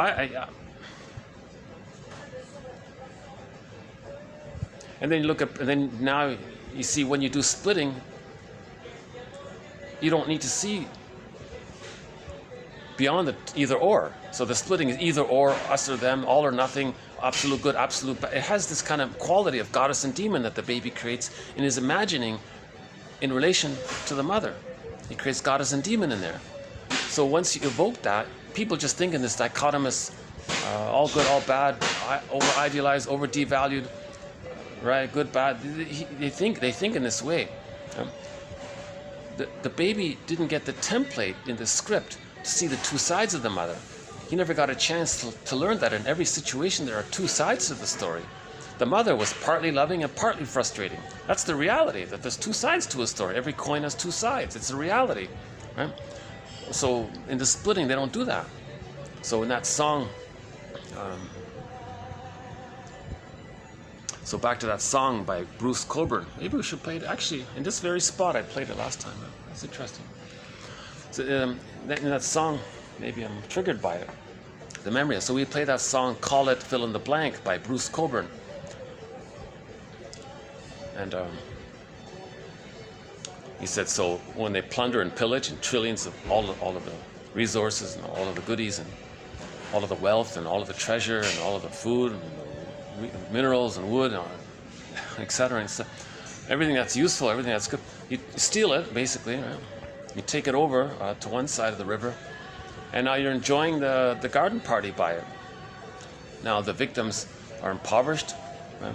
And to add insult to injury, their food supply is even destroyed, apparently. They even just to make them desperate to be willing to work for nothing for a meal, to hand over the stuff. And then you forcefully say to them, you're going to be in debt to us now, because right? Because the child felt in debt to the mother. Right? Remember what we're talking about here. The child is constantly trying to protect the mother, save the mother, serve the mother, take care of the mother. So they transfer that in the plunder system. They say, okay, now we took everything from you. You got to keep on giving, and you owe us all the time. That's the relation of the baby to the mother. Come on, mother, you got to take care of me, and you got to owe me. That's the truth. So we've got to breastfeed. The answer is you got to breastfeed properly. Hold the baby properly. That's it. Mother stay at home in the bed for 5 months. Let the baby sleep on the mother and nurse as they need for 5 months. That'll be a huge relief. So yeah, that song, Call It Fill in the Blank. That song is probably the best song to quickly summarize the plunder system. If you look up the song, Call It, I don't like using the third word there, just fill in the blank. The singer, he's a folk singer. His name is Bruce Cockburn. He's actually, ironically, he's actually an official administrator or supporter or cheerleader or whatever of the plunder system, and he got a very high award for it. And so it's very ironic that he described it, and then maybe they wanted to co-opt it and not give him so much power, because you're discrediting him if people perceive him as an officer of the plunder system, and you wrote a song about it. Well, if they give him that liberty because he's a member of it, that kind of thing. So, but anyway, nevertheless, that song, regardless of the trickery going on, listen to that song. Maybe for a moment he was inspired to write about it. So he wrote. So you look up the lyrics to that song, Call It Fill in the Blank by Bruce Cockburn. It pretty much describes it. Yeah? So the victims are suffering. You don't care about them. You come back with the stuff. Well, let's call it that, fill in the blank. Now somebody might come along and say, wait a minute, this garden you're having, it's because of all the suffering and the labor of all those people.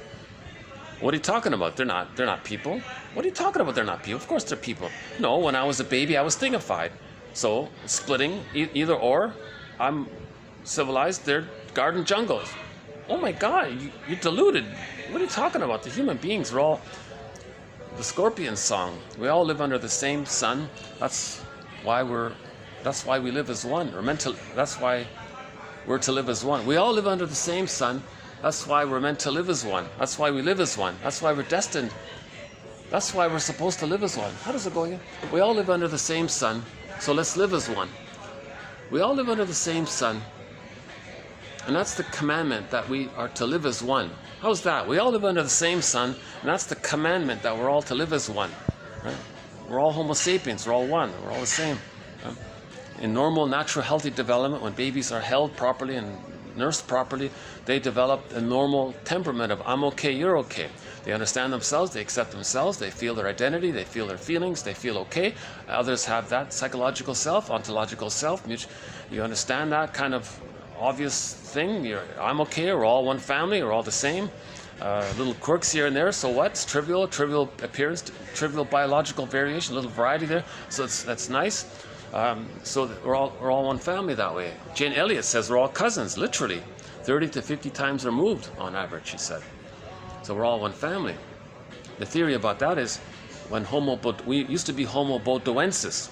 For 1 million years, we were Homo bodoensis, and then 150,000 years ago, we developed the cortex and became Homo sapiens. Then we moved around, because when we got the cortex, we have language and so on, and skills, and we can talk and speak and write symbols and draw maps. So we were way more intelligent suddenly. And we had a concept of time, that helped. Homo bodoensis had no concept of time. They had no hippocampus, no conscious memory, no concept of time. But they lived they were very healthy, and they lived very peacefully. They were gentle. 1 million years. All babies got a secure attachment style. Now, when Homo bodoensis grew the cortex, and now we're Homo sapiens, we actually continued in the way Homo bodoensis did. All babies got a secure attachment style. So the natural temperament for Homo sapiens is the adult personality, the emotionally mature, adult, caring, I'm okay, you're okay personality. We feel, therefore we are. He feels, therefore he is. So we're calm and centered that way. And we have language, and we're reasonable. We're not in this panicked, overstimulated amygdala. No one's shamed, so there isn't cynicism and sarcasm and dark humor. There isn't Schadenfreude. There isn't these kinds of aberrations that spring forth with this severe trauma, with shocking the babies and not feeding them, holding them properly. That didn't take place. All babies were held, and they were given a secure attachment style. So we had that song. I showed it in the last video. Should we do a quick look at it again? So this is. So they took some cassette tapes and put them on the wall. It's kind of interesting here. So I kind of like this. They took a bunch of old cassette tapes.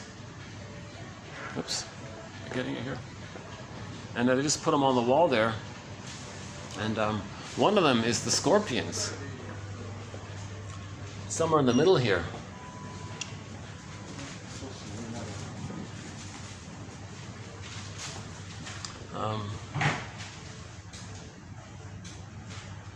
Everlasting love songs. It's around here somewhere. We found it yesterday. Oh, there it is. Yeah. This blue one here. I don't know if you can see it too well. Well, there it is. There, the Scorpions. They're from Germany, rock band, and I don't really know them too much. I don't know if it's on that particular. Oh, it's upside down. I just noticed that. It's upside. Anyway, it's written in reverse. Scorpions here, but they have a song. I'm just adapting the lyric. I don't really like exactly how he worded it in the lyric, so I'm just like putting a little positive correction on it. We all live under the same sun. The commandment to live as one, something like that. The destiny for us to live as one. We all live under the same sun. Hence, we're to live as one. Hence, for us to live as one. We all live under the same sun, for us to live as one. Meant for us to live as one. What's the right way? What's the best one? We all live under the same sun to live as one. For us to live as one. Meaning, it's for us to live as one. We all live under the same sun, a sign, a bright sign for us to live as one. Let's have a competition. I'd love to have a competition. I wish I did have viewers. I could open up the comments section and have a little fun competition. Who can come up with the best rephrasing for that Scorpion song? We all live under the same sun. A warm reminder that we're to live as one. A hot reminder. A hot reminder for us to live as one. Close, getting closer. I'm not sure exactly what it is. But we're all one family, so we all live as one. Now in the song, he asks the question, what's the problem with it? Well, why are we having a hard time? Okay, because we've got to make this conscious. Once we have consciousness, we understand. Okay, we calm down. Once we understand what's going on, we're panicking or feared because we don't understand what's going on. So we're just under this blind repetition, repeating the childhood scene with the parent, with others, and they're doing it, and so it's chaotic like that. Let's just observe. So that's why we need this psychoanalysis. And cognitive therapy can make a contribution to it. So let's finish this quote here. So the rest of it is sort of supplemental. It's sort of honorable mention. I'm not going to dwell too much on it. This Young and his colleagues there, Jeffrey Young and his colleagues there, he tried to identify 18. He says that they believe there to be approximately 18 schemas, dysfunctional schemas. 18 schemas. So I'm just going to name the schema. I'm not going to discuss each one. Right? So, the 18 schemas. Well, before we list the 18 schemas, let's just add the quote here about an extension of what causes these schemas. Okay, so what causes these schemas? So we mentioned already at the first part, unmet core emotional needs cause these schemas. So let's just continue with that. 4 types of early life experiences that foster the acquisition of dysfunctional schemas. So let's another version of the first part is this one. So we've got frustration of needs. Okay, so schemas based around a frustration of needs. Well, okay, schemas such as emotional deprivation or abandonment.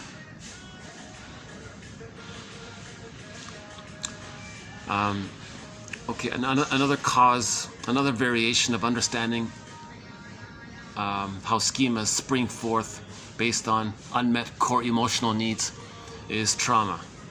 That can lead to the schema called mistrust or abuse, defectiveness, shame. Okay, another one is too much of a good thing, meaning smothering mothering, right? Makes the child too dependent, incompetent, because he can't learn because the mother wants to do everything for the child. Right? And that can lead to the child becoming so-called spoiled, entitled grandiosity, because he can't leave the feeling that he's a little prince. Right?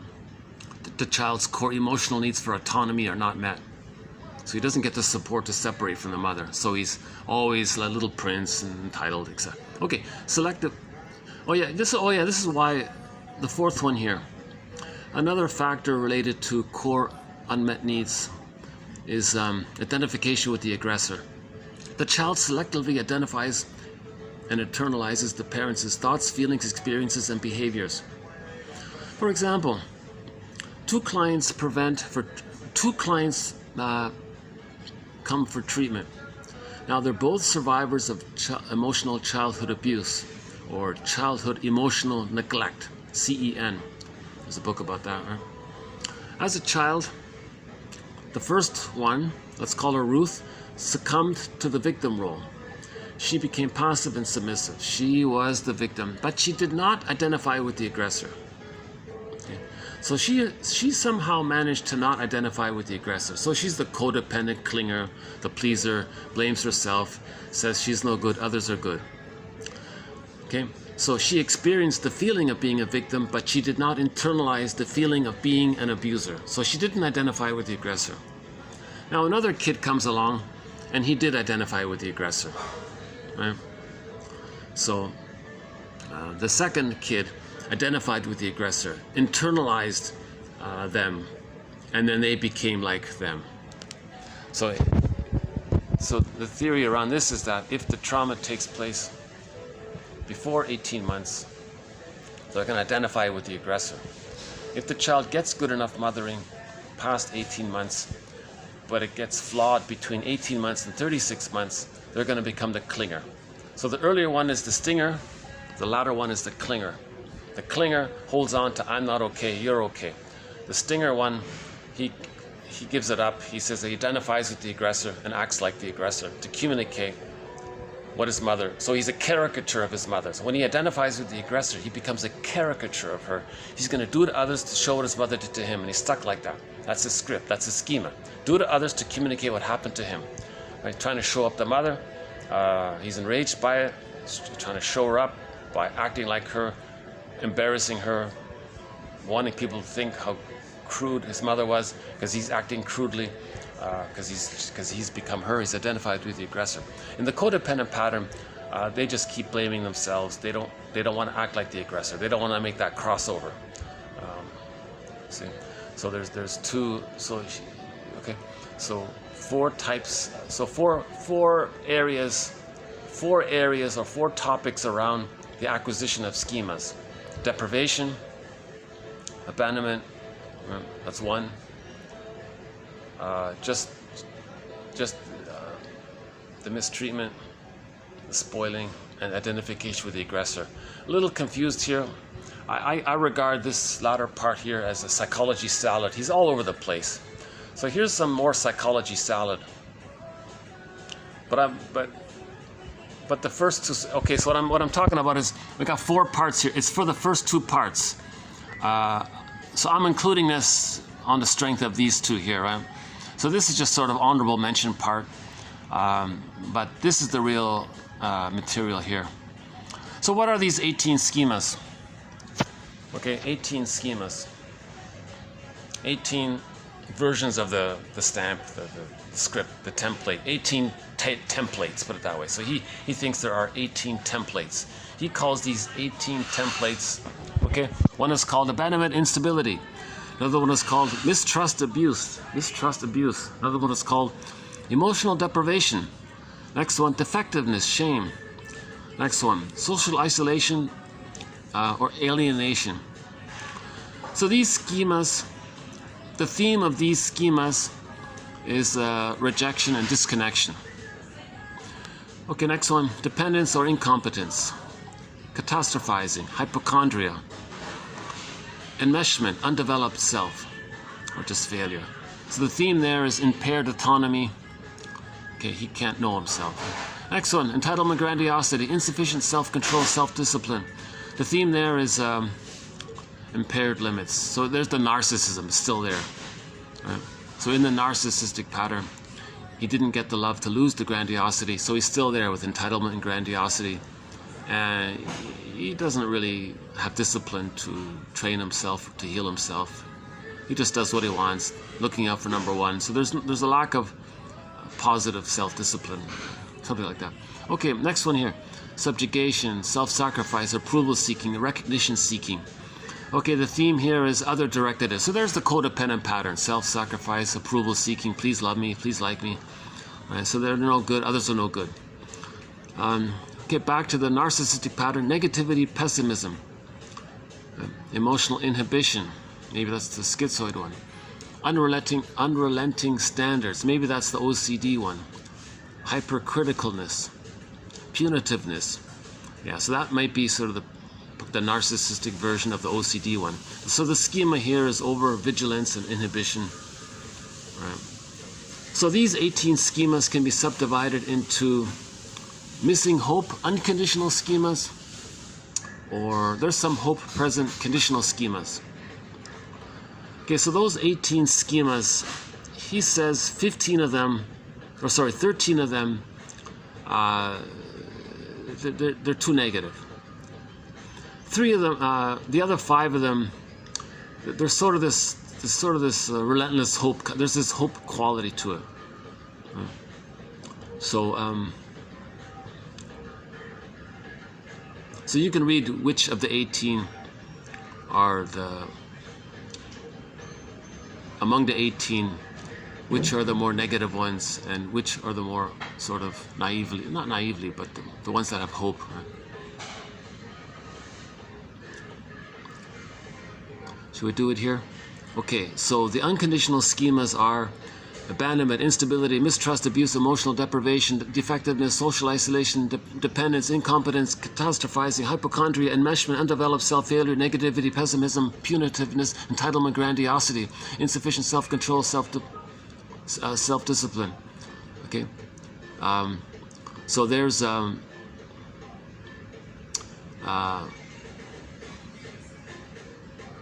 so there's no hope. They don't think there's hope there, right? So they do these negative things, and there's no real conscious idea that things are going to get better. That's just who they am, right? That's just who they are. They're negative. Well, that's who I am. That's it. There's no like hope for change or something, that kind of thing. So no matter what the individual does, the outcome will be the same. The individual will be unlovable, fused, shamed, a misfit, incompetent, endangered, and bad, etc. And nothing can change it. Okay, so the schema encapsulates what was done to the child without the child having had any choice in the matter. The schema simply, quote, is. So they identify with the schema with their identity. They don't realize that they're a human being with the schema. They just think that they are the schema. Right? In contrast, so-called conditional schemas hold out the possibility of hope. The individual thinks he might change the outcome. So the individual can subjugate, self-sacrifice, seek approval, inhibit emotions, or strive to meet high standards, and in doing so, perhaps avert the negative outcome, at least temporarily. So this hope one is more about the codependent pattern. If the arrested development takes place between 18 months and 36 months, they still have this relentless hope, this naive hope. If they're good enough, if they're pleasing enough, maybe they'll get the better outcome. The narcissistic pattern, they don't think in that way. All they want to do is shame, and that's it. The bully pattern, they just want to control and get a response. That's it. They don't think beyond that. They're just in this panicked survival mode of the amygdala. That's what he means here. One example of the guy who doesn't have hope for change is Iago. Iago's determination to serve only himself, his fundamental distrust of the world, his need to destroy whatever goodness or beauty he sees in it, okay, all of his envy. Okay, so these are all seen as adult equivalents of infantile rage at a mother who has failed him. So Iago is among the most severely traumatized. He's the bully pattern. He can't even use the bully pattern. He's shocked, traumatized to even use the bully. He has the bully pattern, but he's shocked even at that. Even that's rejected. At least the bully pattern has some kind of outward attempt to find a lackey to be the breast. Iago gives up on that, doesn't bother with greed, doesn't bother with that. He's like the introvert, detached of that, and all he has is envy now. Nothing's good, he can't see anything being good. So this Iago guy, he got this beautiful woman, right? He tricked someone. So we know the story about that, and he destroyed the guy. So he's the guy that sits back coldly, cunningly, detached, connivingly, spreads rumors amongst others, and sees them against them. And he sits back and sees everything destroyed around him. That's Iago. So this is one of the most traumatized versions. Now, a quick abbreviation to understand Iago is on the Enneagram, the line between the 5 and the 8. The 8 is the bully pattern. I'm talking about the unhealthy 8. Okay?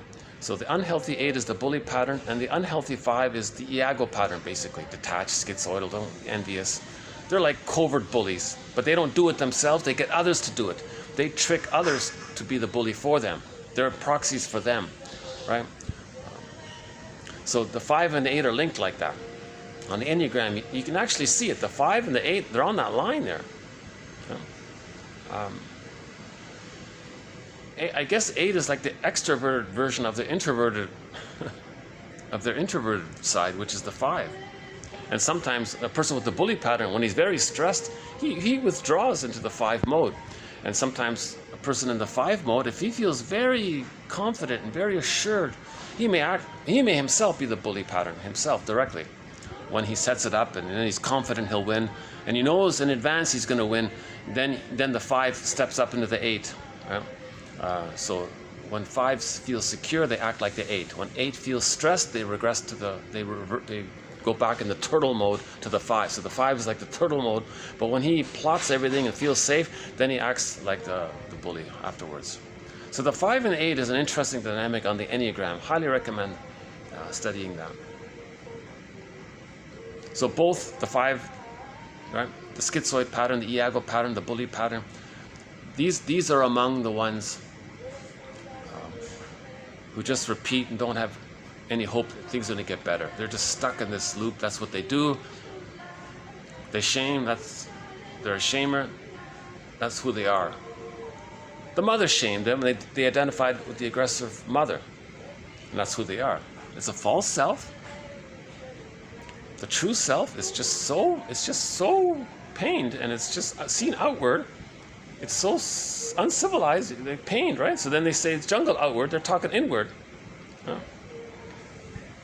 So it's an emotional metaphor to symbolically describe the savage feeling of having been so shamed. Then they say others are, when you say jungle, you start to think primitive, and you think in those ways. They're talking about themselves, of how they feel. You see? So it's a way to talk about how they feel. You see? They feel this, they say others are that, that's how they feel inside. You say they are that, that's a symbol for how you feel within. Put it that way. So that's what that guy was doing with the garden jungle thing. He's feeling. He's trying, when he describes the jungle imagery and all that's related to it and associated with it, those are symbols for how he feels within, but he doesn't know it. Or he knows it and doesn't care, and he's like Iago himself. He's so cynical, he's willing to coax it in others. What an awful thing. He's probably a useful idiot. He's just sort of put there as usually the leaders of the plunder system are in the schizoid, and they get others to do everything. You know. So I think that example, I think he was just sort of a spokesperson for the plunder system. I very rarely, this is one of the first, I think that's like the first or second time I commented on something I saw on the news or something. That's not a thread, but the occasional reference to something on the news, it's in relation to our sub-thread, to our main thread on the psychoanalysis of prejudice. To understand prejudice, we need to be balanced. Look at the psychology and projection and splitting and projective identification, negative magic gesture, the hocus pocus, double focus, acting the aggressor, feeling like the victim by your own aggressor that you just projected onto them simultaneously while you aggressed, hocus pocus, double focus, and a few other internal psychology due to the shock, the trauma of the brain, and the mechanisms around not feeling the shame and shaming others. And you're stuck in this Sisyphus loop. So there's the one side to prejudice, but there's the other side to prejudice about the sociology factors. So the sociology factors are the plunder system, okay, that created the splitting. Now there's the internal dynamics. To entrench the splitting mechanism, to serve the plunder system, there's religion. We talked about it. Okay, now the PR spokespersons for the plunder system, how they tap into the unconscious splitting goddess and demon to create the us versus them in order to pillage. In order to pillage, you need a pool of poorly paid workers, that's the them, so you got to think badly about them, and you want to keep them poor and suffering to do all of the work. And then you can sit back and enjoy the loot, and then call it fill in the blank. So Bruce Coburn. So maybe we'll play that song after. Maybe we'll play it again afterwards. We did play it once. Should we play it again?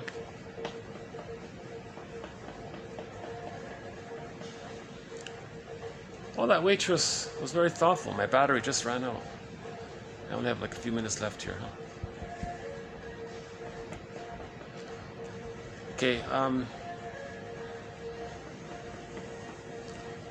Okay, let me think. Should we just wrap this up or talk more about schemas? Maybe we'll just start to, yeah, let's just wrap this up, I guess.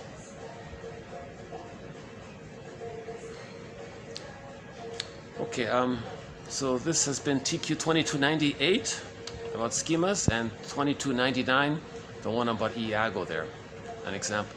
So we have a thread on the Iago pattern. So I'm adding this quote to our thread on the Iago pattern. Very important thread, I think.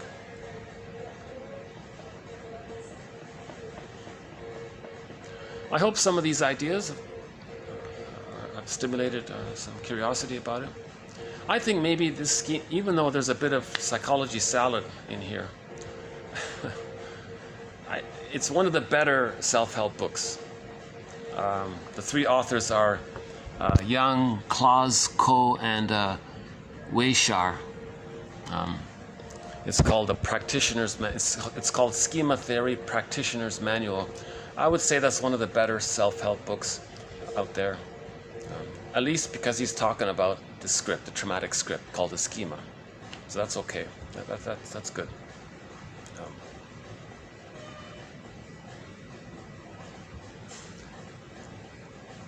Well, unfortunately, I can't play that Scorpion song. We all live under the same sun. For us, meaning that's a sign for us that we are always meant to remember the sun as one, and we're one. Remember that the sun is one. Make that association. The sun is one. We're one. We're all one. Play some Santers. We haven't played this in a long time. Nusrat Fateh Ali Khan from Pakistan. We have 2 of his songs are in our soundtrack, in our playlist. Let's play one of his songs to wrap it up.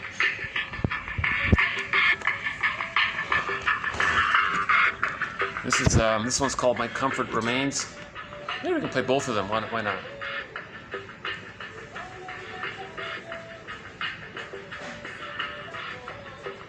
Is that as loud as it gets?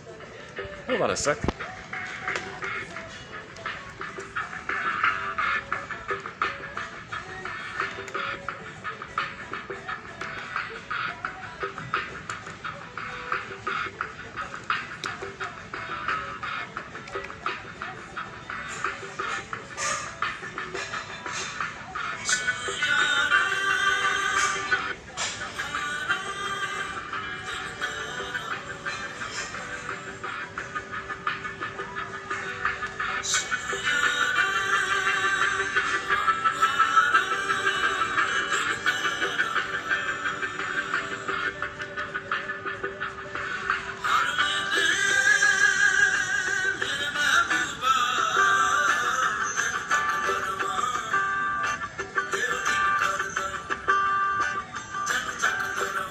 Yeah.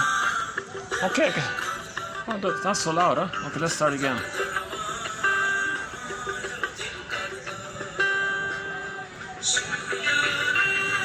This song. Okay, here, let's start again. My Comfort Remains.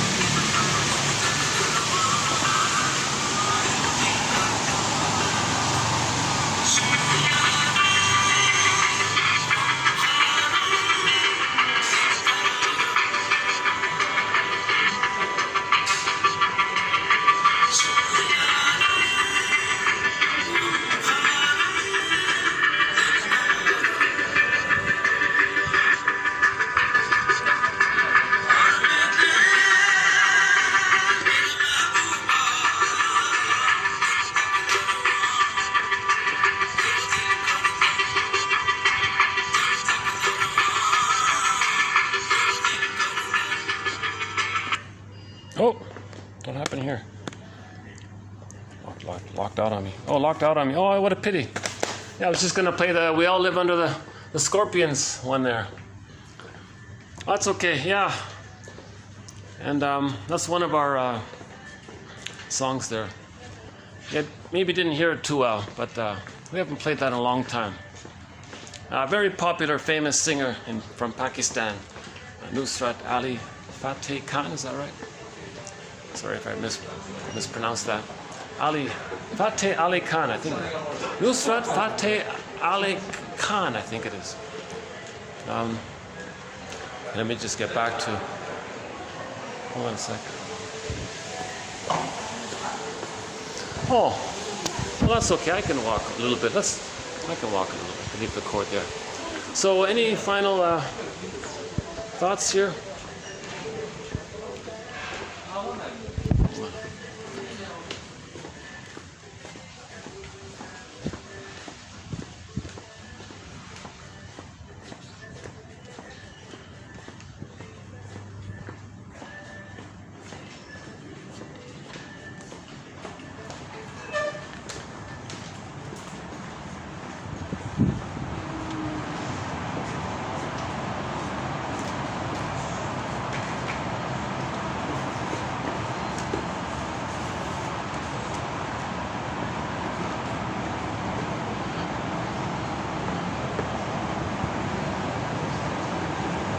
A nice heart sculpture here.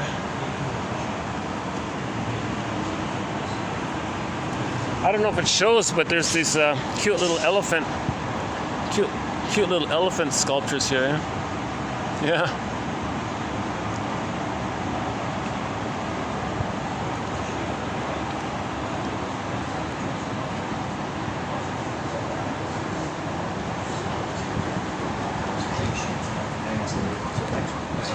So just maybe just do a walk down a little bit.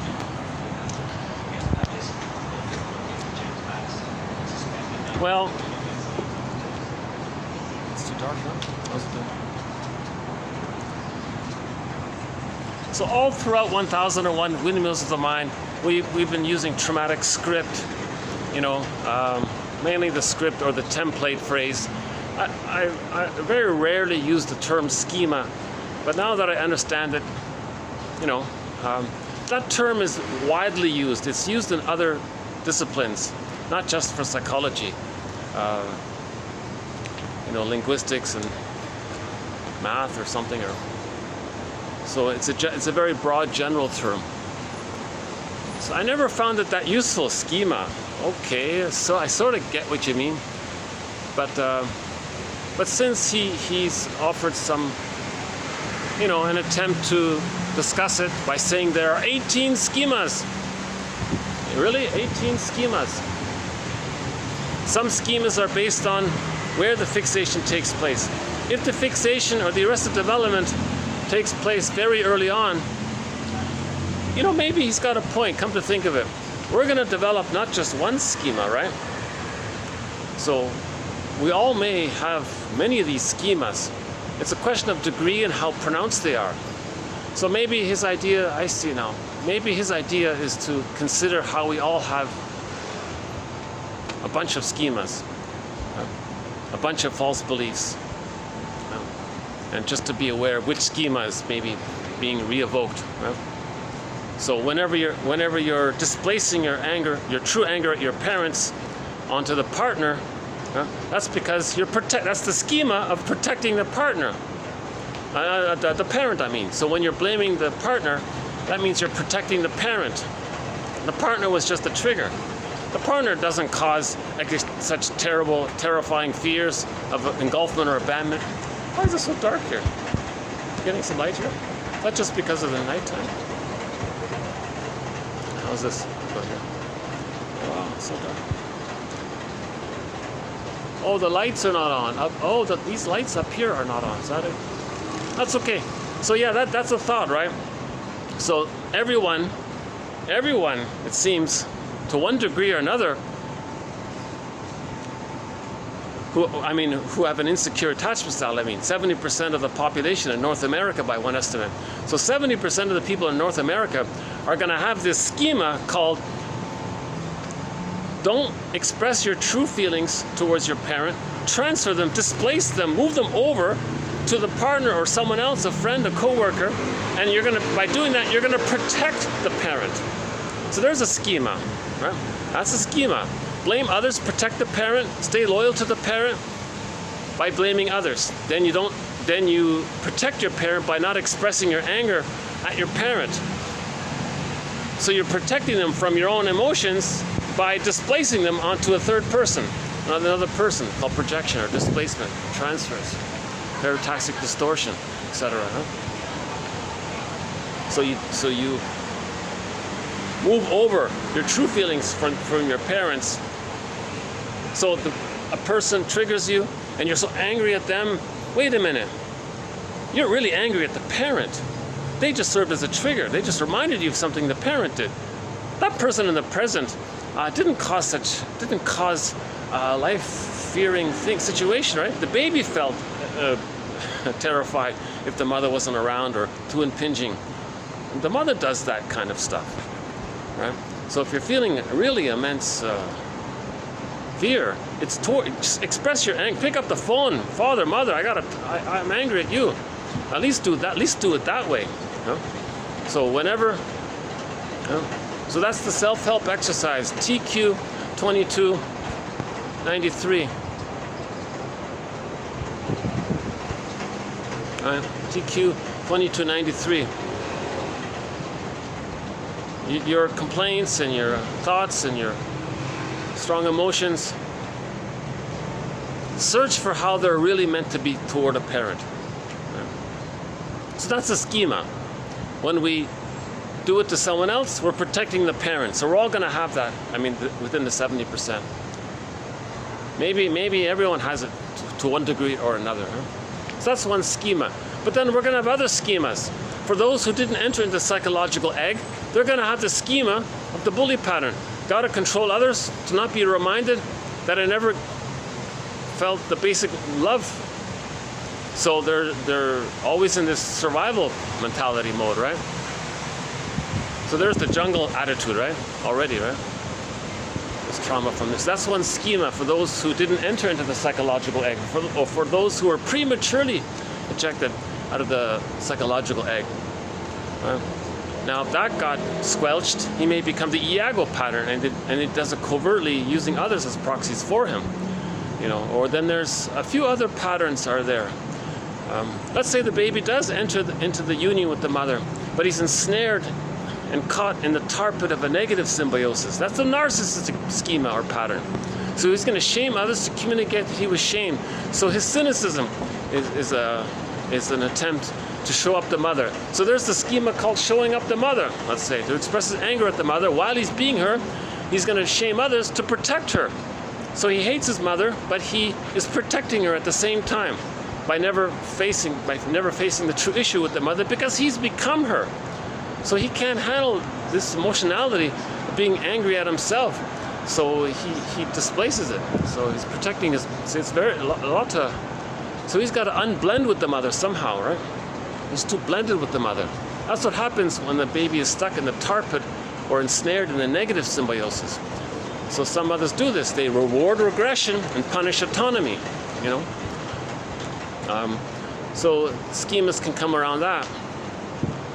Now, the Swiss cheese version, if the narcissistic pattern has holes in it, the Swiss cheese narcissistic pattern, they can regress to the bully pattern. That's the low-functioning BPD pattern. That's why it's so chaotic there. So there can be several schemas or false beliefs can fly around with the flipping back and forth, and so on, and so on. The codependent pattern. So I think the theory is a predominance or emphasis of certain schemas will be more pronounced based on where the fixation takes place. If the fixation takes place a little later on in the codependent pattern, they say they always blame themselves. They don't act the aggressor. They didn't cross over and identify with the aggressor. They don't want to hurt others. They still have some kind of hope that they'll get the love they need to know themselves. They never reach that place of doing to others what the mother did to them, So they got enough love to hold on to that. So they're less abused. So those are the codependent pattern are sort of a little slightly emotionally healthier, if we can say it that way. More fortunate, I guess, in that way. Although they do experience a lot of pain, no doubt about it. And they blame themselves all the time. And actually, ironically, maybe they do experience consciously more pain because they're accepting the pain. They're accepting themselves.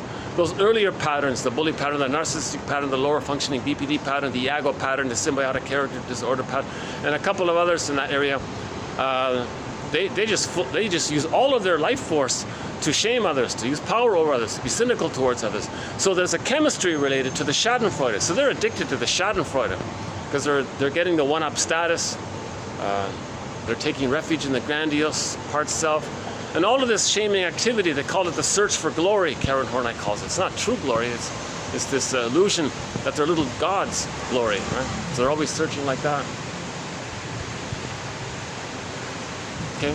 Now, what's great about psychoanalysis, we can look more finely detailed. We can look at projection, projective identification, recently discussed, identification with the aggressor, negative magic gesture, the hocus pocus double focus one, the fusion one.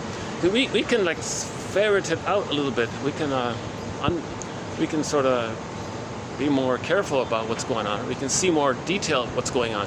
Then we can observe it more, so.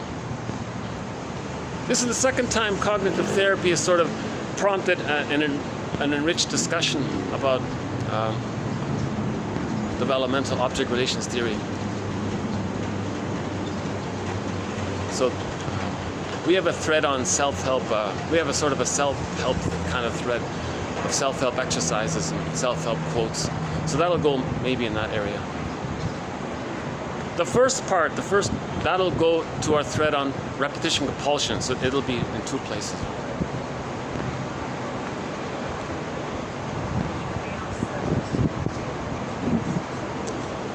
Anything else here? Yeah, I'm just noticing a nice summer breeze here.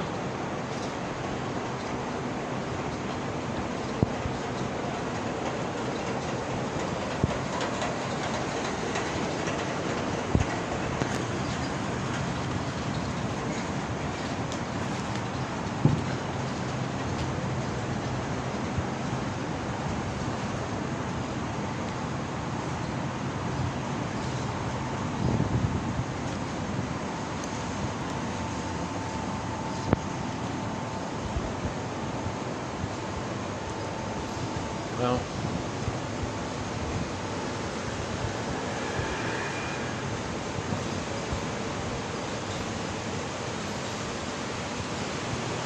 I think maybe it would take a while to get a sense of the positive intention of all this jargon, all of these approximate theories and speculations, and even the psychology salad from today's quote.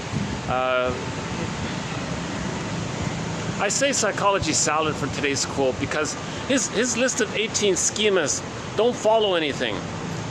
He tried to group them in a certain way, but I didn't think it's really that useful or helpful. There's so much overlap, and there's no sequencing to the developmental place.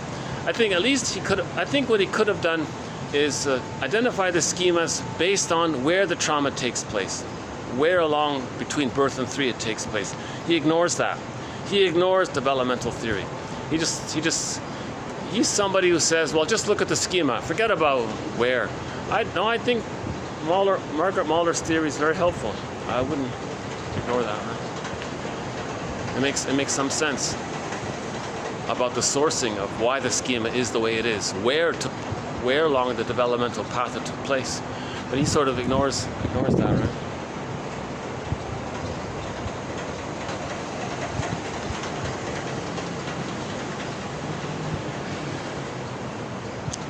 Lighting in. Yeah, I have mixed feelings about leaving this city. I felt like I wish I could just stay on here like this, and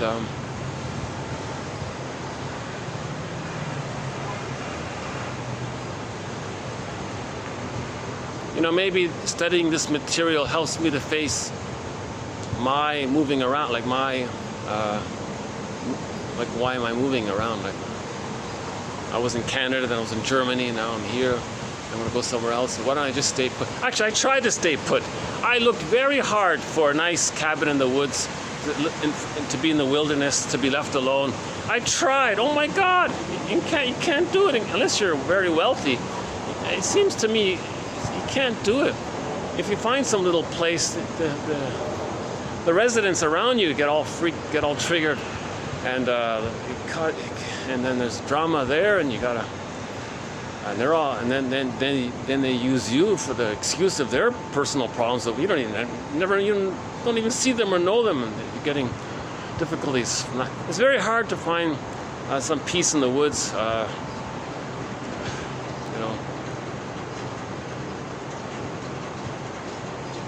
I tried. I moved around. I tried. Oh my goodness. I tried several times. There was always some. I'm a little different. I'm the stranger. They think, they look at my name maybe. There's a like it triggers them. Well, difference. He's different. Well, difference. Well, if they're different, wait a minute. That triggers the splitting, us versus them, jungle, garden, like the splitting mechanism kicks in. So sometimes difference, people with a different language, different where they grew up, or different food they like, or dress, or name, sometimes this little difference might trigger that splitting mechanism because they have an opportunity to feel better. When you use splitting, you feel better, just like the baby felt better when he split it. Oh, goddess a demon, mother not a demon, mother a goddess, and you felt better. It's a splitting trick, right? So maybe that clicks in when people look a little different. It clicks in the splitting defense mechanism. So prejudice can come from that, right? Because people are always wanting to feel better. Splitting makes people feel better, like how the baby felt better. Oh, goddess and demon, mother not a demon, mother a goddess, so it feels better. So the same kind of thing with prejudice. So prejudice, we can also say, comes from this, right? Someone looks a little different. There's the opportunity to feel better by clicking up the babyhood splitting mechanism of garden for me good, they bad. This right? Me good, they know. So once someone clicks the splitting defense mechanism within, they're going to feel a little better, just like the baby felt a little better. So someone who looks a little different might trigger that, because it gives you and especially if they're safe, then it gives you that opportunity to engage in the splitting defense mechanism. Now, one quote came along that said an interesting thing. He said, when someone looks a little different or something,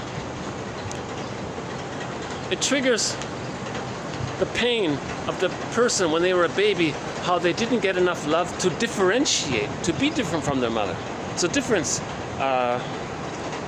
they didn't get the love to differentiate. So when they see someone who's a little different, it triggers that memory. So they freak out and then use the splitting, and when they freak out, they use the splitting defense mechanism, us versus them. Right? So in normal, natural, healthy development, difference is for delight. Right? But when people are traumatized, people see difference, and that clicks the splitting defense mechanism. So the quote is, splitting is for delight, not division. That's what they mean by that. Difference is for delight, not division. That points out that if people are using division, that's the splitting mechanism. Difference is for delight, meaning when you differentiate, you take delight in your uniqueness, you take a genuine love and interest of their uniqueness. There's that kind of felt self-acceptance and appreciation for yourself. You have that for others. It's just a natural phenomena, right? Now sometimes if the other's not in that mode and they're prejudiced against you, you might regress temporarily, right? Oh, little puppy there. There's a guy jogging with a little puppy. So there's a security blanket maybe. I don't know. No, companion, no, pets are good. No, I'm not gonna say.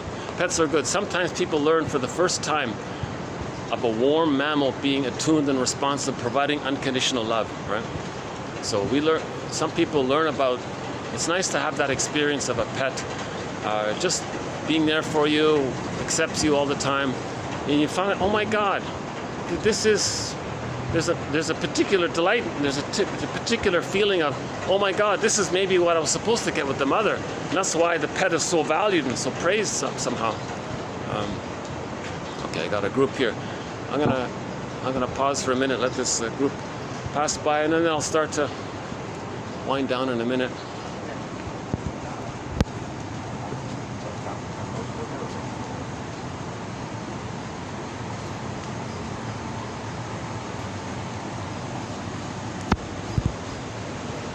Okay, is that all right? Yeah. Okay.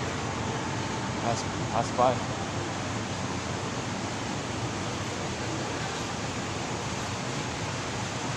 Yeah, my first 3 videos in this city were done in that hotel up there. All right, with sort of the red slogan there. The 2 red blinking lights. I did a couple of videos. I did 3 videos there. Very popular hotel, very busy. You can see all the lights. All the lights are on. Then I moved. Then I moved to the one near here, where I am now, on the rooftop one. And I did several videos on the rooftop one, close to this one. Once that got too busy, I came here, and they were now they're getting busier. But they've been, I have to say, they've been the most accommodating. That's the first time I've been kicked out, right at the end there.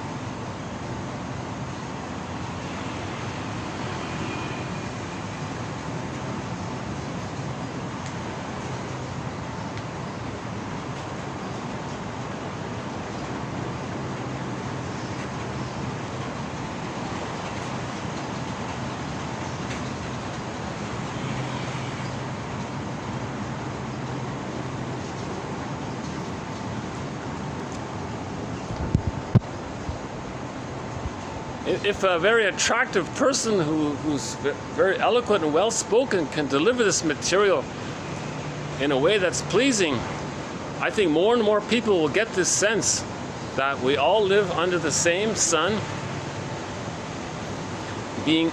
so that we know that it's a reminder, because we live under the one same sun, that we're one, that we're all the same, we're all Homo sapiens, we're all the same human family, literally. Right?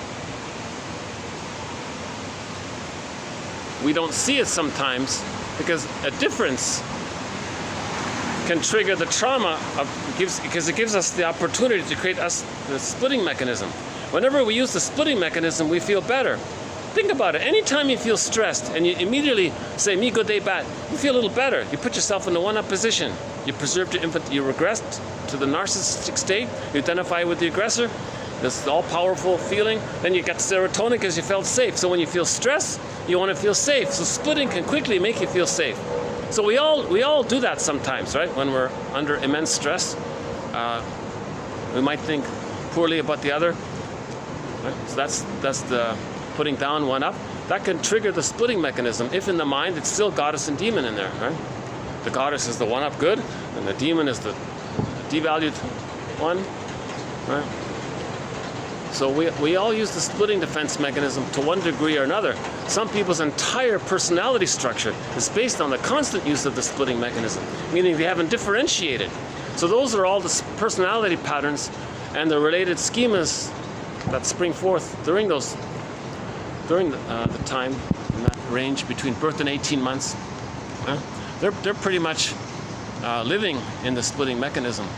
They use projective identification, coax others to feel what they can't feel. Right? And then they feel a little better by that. And they feel important doing that. Then they cloak it over with rationalizations. Rationalizations, another thread here. This is when you want to give the appearance of being rational. So you're doing something that's socially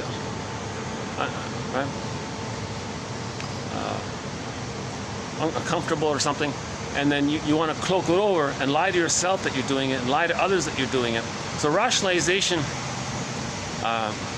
it's very quick for those people with those personality patterns. Narcissistic pattern, they're always rationalizing. Bully pattern, Iago pattern, they're always rationalizing to hide that underneath they're engaged in shaming the other, wanting control over the other, looking for schadenfreude to get their serotonin. They're always in a survival mode, but it looks doesn't look good to do it. Maybe they can't get their needs met if they openly show it, so they cloak it over to get it covertly, right?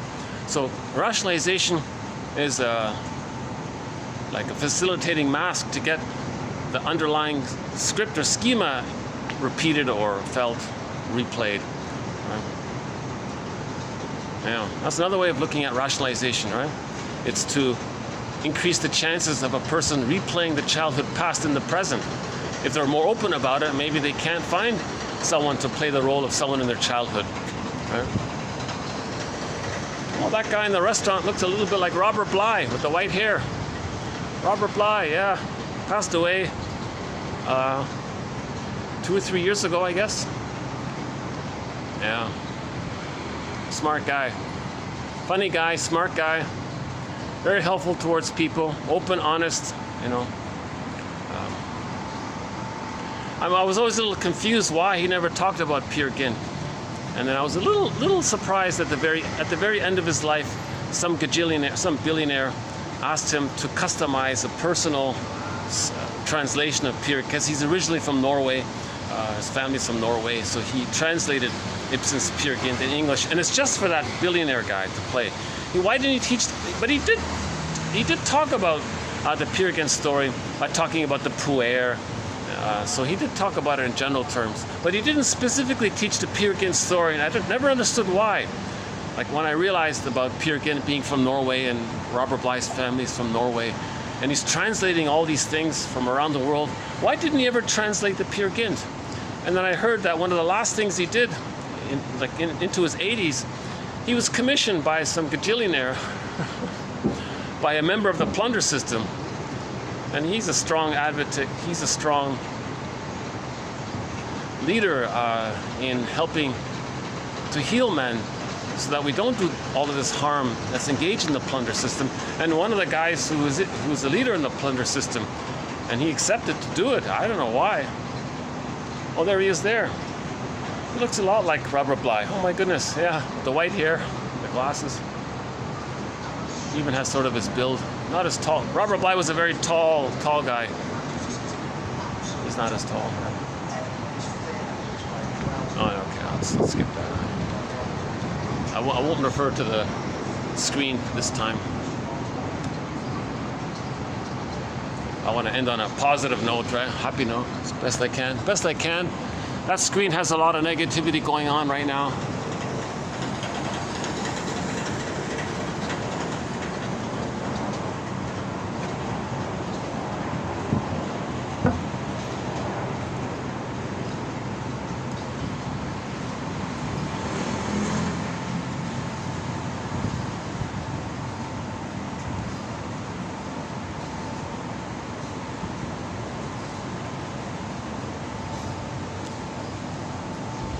Yeah, I think this is probably my last video here. So I want to thank these 3 hotels, and in particular this one here.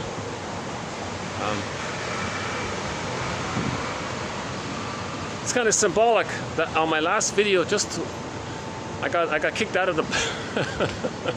Maybe I was pushing my luck. I'm not sure, but they were also nice and accommodating, and suddenly I'm still trying to process that. Like I'm a little embarrassed that I got kicked out live on camera. I'm not going to redo these. I keep all of my stakes in these videos. Because I want to get the quotes out. I'm willing to look a little embarrassed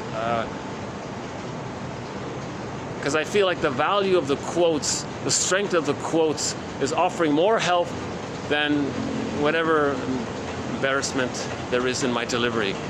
And it's a pity that my delivery doesn't offer due justice to these quotes. I can't speak like that guy. What's his name again? What's that? Oh, hang on a second. Oh, Earl Jones. Is that his name? Earl Jones or something with the low voice. You know, I heard like 5 minutes of him speak. Apparently, he read word for word the self-help book, The Course in Miracles, right? And it was popular apparently. Right?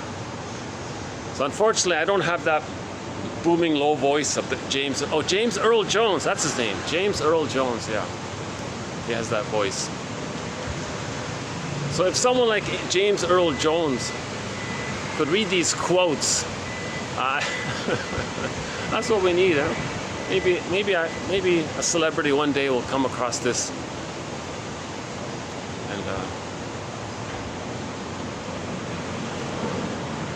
and ask if they can present these quotes or something.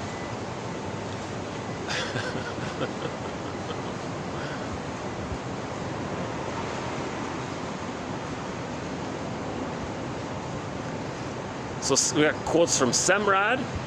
He was a very famous teacher, psychology teacher. Semrad, yeah. And Russell, we mentioned. Ogden, Solani, Guntrip, MacArthur, Dorothea MacArthur,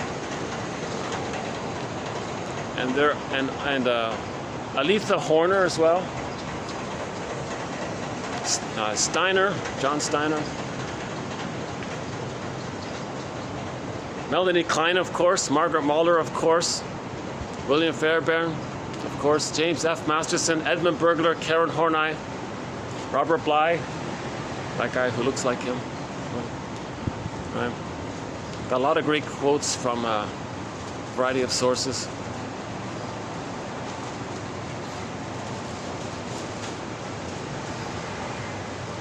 So the 5-word anxiety prompt. So I sometimes feel some anxiety at the end of a video. So the 5 words. What's the hardest thing about ending this video?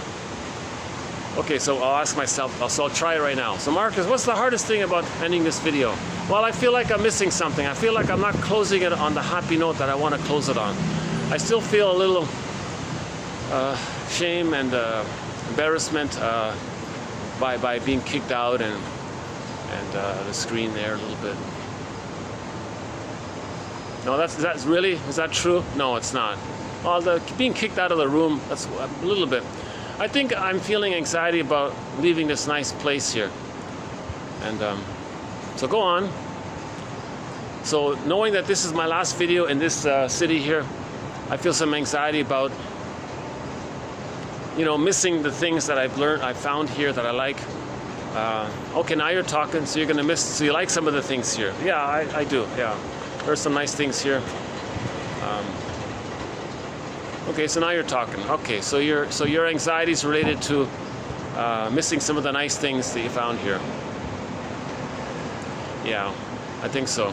And I don't think I'll quite find them in wherever I move. Yes, I know I can come back and all that, but this has been a bit of a treat here this time, these past couple of months here, 2 months, yeah.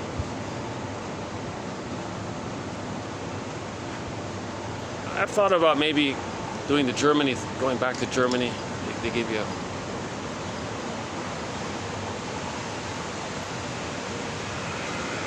So my anxiety is related to when I close this video, that means in effect I'm leaving this place. I'm associating the two.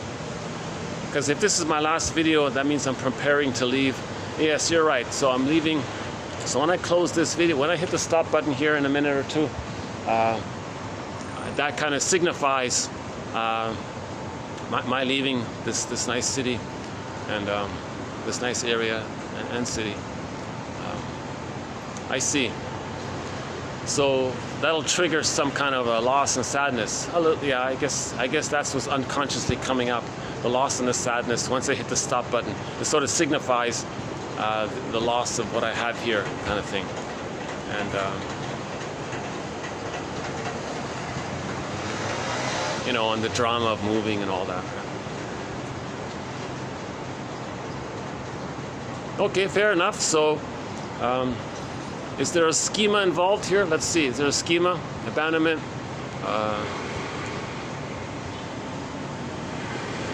So loss of the safety, loss of the consistency, the security kind of thing. Yeah, I would say so, yeah. I see. So a schema's coming up, right? A schema's being replayed you're not fully aware of it, so hence the anxiety. So anxiety means you're feeling something, and you're feeling some unconscious memory of fear, and you don't know, you can't label it quite. So you want to get to that place where you can label it. Yeah, so when I was a child, I had a need for a kind of reliable safety where I could have a consistent connection with something nice in my life. You know, and when I get a glimpse of it, I feel like it's just a glimpse, and oh my God, yeah, it's happening again here. And so I'm repeating this sort of a kind of a disappointing experience. I see. So if I'm repeating it, that's meant for me to. That's a mirror of my childhood. Yeah. See, already I feel my muscle tension in my face. I feel it relax already. So just at that point, I felt the tenseness in my muscles in my face soothe a little bit, relax a little bit.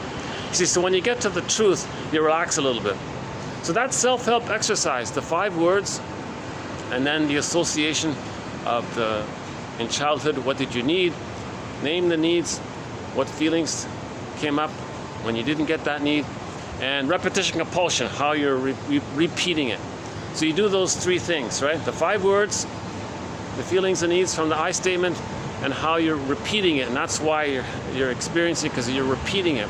So you want to do those three self-help activities to soothe. It doesn't change psychic structure, but it's something to calm ourselves down, right? Maybe with practice it becomes a habit and it happens automatically. Yeah, maybe.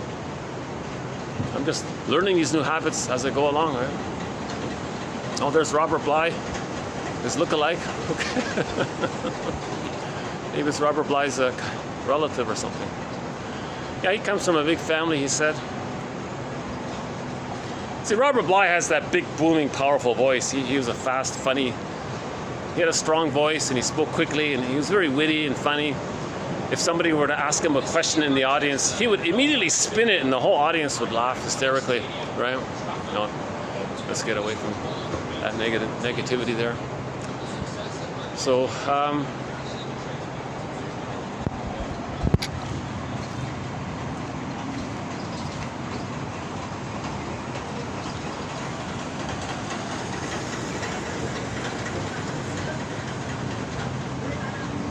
we all live under the same sun, reminding us that we are one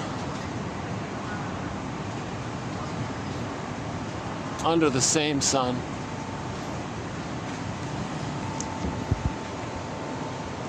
Well, if somebody has a good idea for that, how to rewrite that lyric from that song,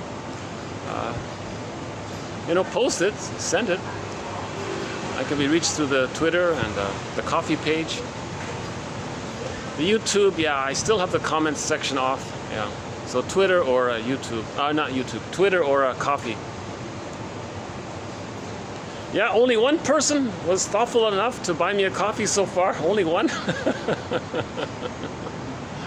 And he posted a nice comment, so that's great. Yeah, so I acknowledge that, yeah.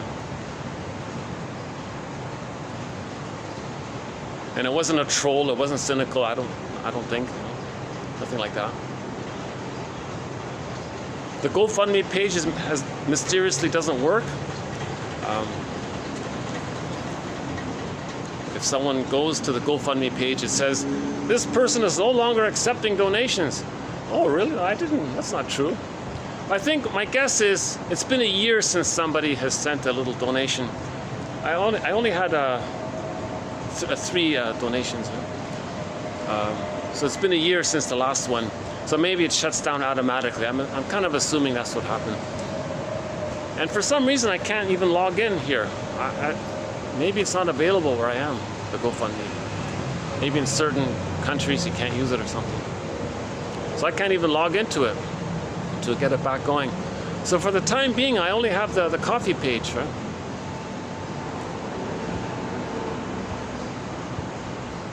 So yeah, coffee would be nice.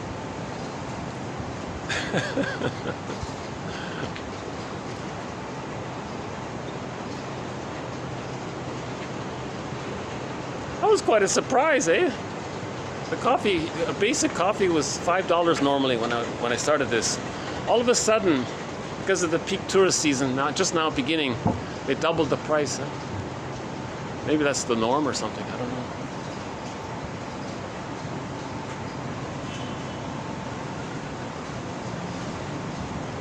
Well, I really need to, how are we doing here? It says 12. Yeah, okay, another 3-hour video. Yeah, this is like the 7th or 8th 3-hour video in a row, pretty much.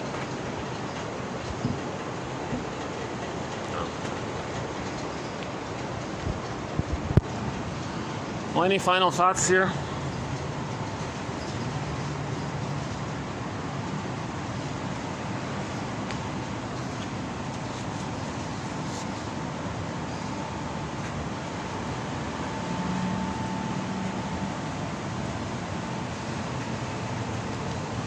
If you couldn't hear the song, look up My Song Remains by Nusrat, N-U-S-R-A-T, I believe, Fateh, F-A-T-E-H, Ali, and then Khan, K-H-A-N. My Song Remains. So we have 2 of his songs in our soundtrack. That's one of them. If you got a glimpse and you didn't quite hear it, yeah, look it up on YouTube. Nice song.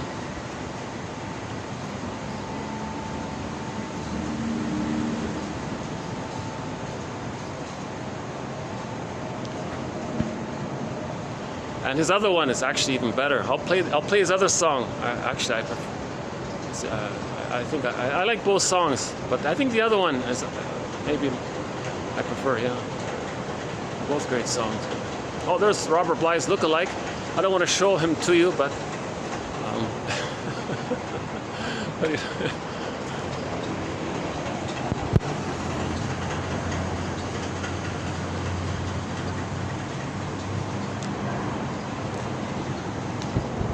He's got one cassette tape called The Stories We Need. That's a pretty good one. The Stories We Need. The Stories We Need. You know. People call him the grief poet because he's always talking about grief. His abbreviation is grief is the doorway to healing. And he's right. Because when we grieve, we start to feel. When we start to feel, we get our identity. Then we differentiate and know ourselves. So grief is the doorway. A lot of men aren't grieving.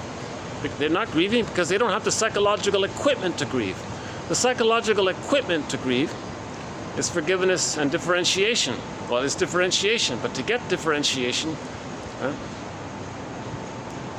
you got to see the 2 sides of the mother. That's called facing unconscious ambivalence. It's unconscious. The splitting defense mechanism is unconscious. So there's unconscious ambivalence. We have this ambivalence and we can't face it, so it's unconscious, meaning we're using a splitting defense mechanism. So people with all or nothing, either or, dichotomous mentality thinking, that's a sign of the unconscious ambivalence.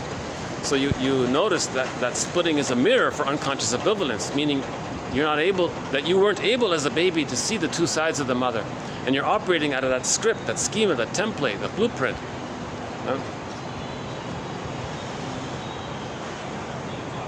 Oh, again? Okay. What else? Yeah, so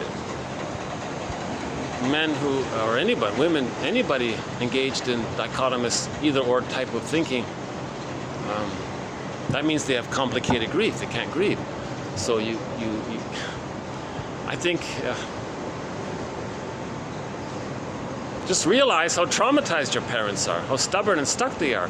They're still protecting their parents. They're still doing what they had to do to have the attachment to their parents, and it's the schema there, and they're stuck there because it's a frozen trauma. Right? Now, Bruce Springsteen, we played his song called Independence Day, the intro in Toronto. So look up Toronto, Bruce Springsteen, Independence Day. Listen to the introduction to his song. Right? That was pretty good. He's talking about emotional independence from his parents. Although the lyrics didn't necessarily mean it, but later on I think he meant it. A little blurring there, but anyways, he said, in the introduction, here's a song about realizing your parents made, that there were blessings and curses with your parents, and compromises were made, and You know, so he was talking about seeing this ambivalence, and then he had his Independence Day.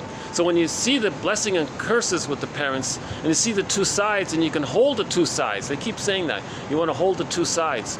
Merriam Woodman calls it holding the tension of opposites. You want to hold the two sides. Huh? And then you get Emotional Independence Day. So we played that song very early on in this series. Right? So listen to the introduction. Bruce Springsteen, Toronto, Independence Day. Just listen to when he's speaking to the audience there. It's not very clear, but you can hear the audio's okay. You can still hear it. And the song was well done in that video as well. What other songs does he have? Huh? Born to Run, right?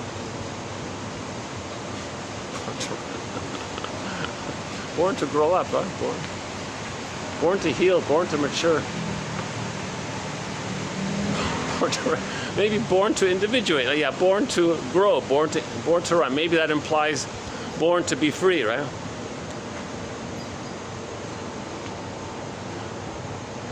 Oh, the song is about misfits, you know, we're born to run, yeah, so that's not growing up.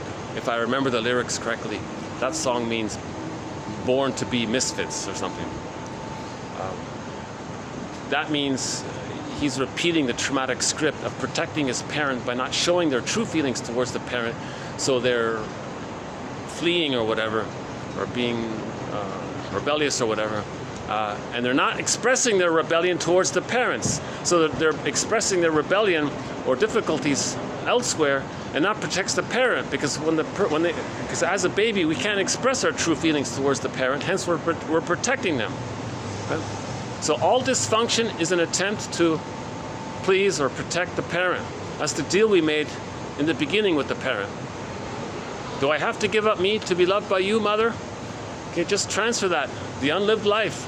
So the adult version is to the memory of the mother. Do I have to live a provisional, unlived life? That life is on hold to have the connection to the memory of the mother in the mind? It sort of continues like that. That's the Sisyphus. It doesn't work, right? Russell says a person can be dysfunctional and have 20 lifetimes doing the dysfunctional activity. Whatever the dysfunctional activity is, you can have 20 lifetimes doing it over and over again like Sisyphus. You're never going to travel back in a time machine to change what happened in the nursery. You can't do it. So we repeat. So he says we repeat because we don't have knowledge or memory or narrative truth. We don't have our feelings. So we repeat because we don't have memory and feelings and narrative truth. We don't have our memory, knowledge, narrative, truth, so we're repeating in search for them. Once we get narrative, truth, feelings, right, and memory, we stop repeating. That's the mourning process. Back to Robert Bly, grief is the doorway to healing. So this is a huge area. The grief literature there's a ton of material in the grief work area. It's a good introduction. It's fine. Not much of it is in the psychodynamic area, but it's a good place to start learning about grief, its existence, and just noticing the sheer interest in the topic of grief. There's a massive amount of books on grief. A lot of people are looking at this, you know. So it is a sign that we're healing if we're looking at this. Yeah? So we may be entering into the age of the truthful upset, grieving. The age of grieving, can we say that? The age of deeper exploration, the age of forgiving our parents, the age of lifting the thorn in that movie, Kirikou and the Sorceress. Underappreciated film, I think that's a great one. Someone complained about it for some trivial little, oh brother. It's a family movie, it's not. See, those people who complain about that movie, they should direct their anger and complaint towards their parents. That movie doesn't offend the way they're saying it. I don't buy it at all. I know I get their point, but they're exaggerating it as an opportunity to protect their parents. So when they find some excuse to attack or criticize something, that's their chance to protect the parent. So this activity of displacement protects the parent. Hence loyalty to the parent, hence connected to the parent, hence feeling still attached to the parent, hence feeling the hope that maybe one day the parent will change their ways and provide the love needed, right?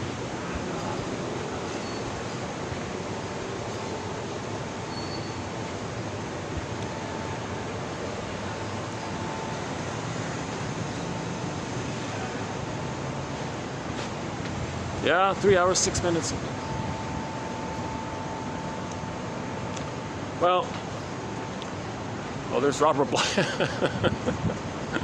There's Robert Bly. He looks a lot like him. Really, he does. Same kind of.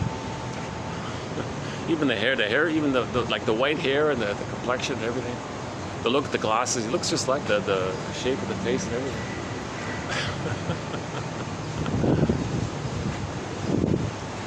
Yeah, I remember feeling kind of sad. In my video, in my mini tribute to Robert Bly, I did a little mini. I did a few Robert Bly quotes at the time of his passing, roughly a year and a half ago, I guess. So I did my own little mini tribute to him, and yeah, I felt, and I said goodbye, thank you. I said thank you and goodbye, and all.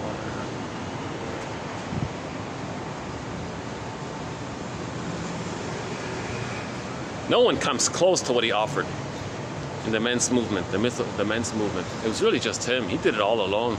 And he had all of this weight to carry. He had all of these other guys around him. A lot of them were really, I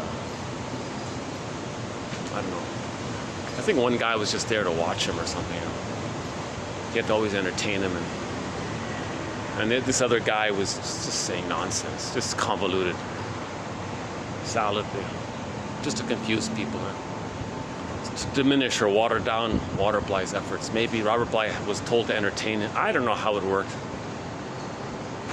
Or maybe Robert Bly was tolerated because he made some compromises. But yeah, there's no real. The closest approximate next best leader to the men's movement is Alan Chinen. Now he's an actual medical doctor. He's a shrink as well. And his specialty is adult development. He studied adult development. Right? And finally he got to the point where, oh my God, it's expressed in fairy tales. So let's talk about these fairy tales. That's the most vivid way to talk about adult development. And Roger Gould wrote a very nice introduction to the foreword of one of Alan Chinen's books. Roger Gould. He's the guy that wrote the book Shrink Yourself. Sort of a play on words. He was talking about emotional eating. Right? Some people eat too much and shrink. But he means analyze yourself. Shrink your narcissism. Shrink your inflation. Shrink your grandiosity. Shrink this inflated belief that you're going to save your parent and protect your parent and heal your parent by overeating or undereating or whatever, or binge eating. It's not going to work, right? So shrink, analyze yourself. He means analyze yourself. When he says shrink yourself, he means analyze yourself. Oh, is that Robert Bly there? No. The guy that looks, yeah. Yeah, that's the guy I was talking about.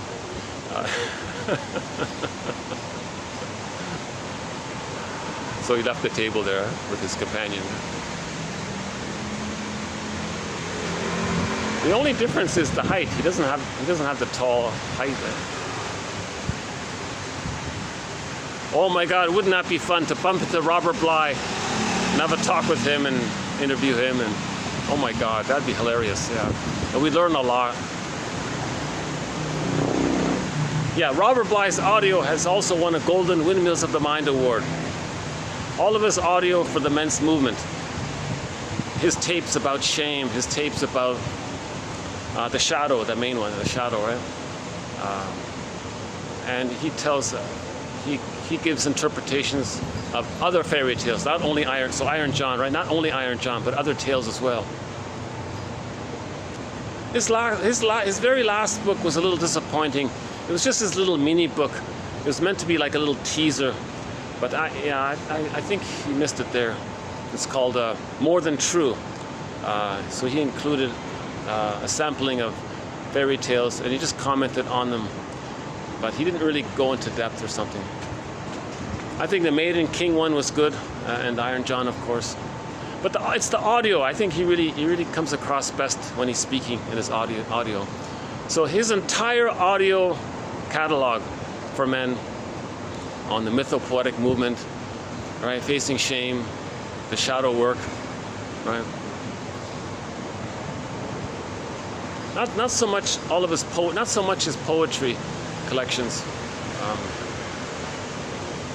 A lot of that I honestly couldn't relate to it.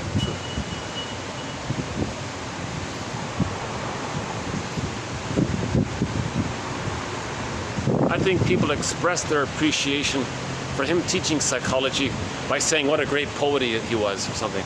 Really, I think there was a little bit of it. Anyways, yeah, so where's that guy? Oh, he's gone. Robert Bly's lookalike is gone. Okay.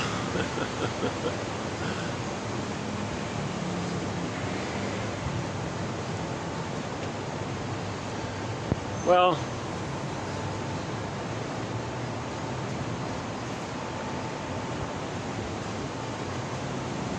any final thoughts here?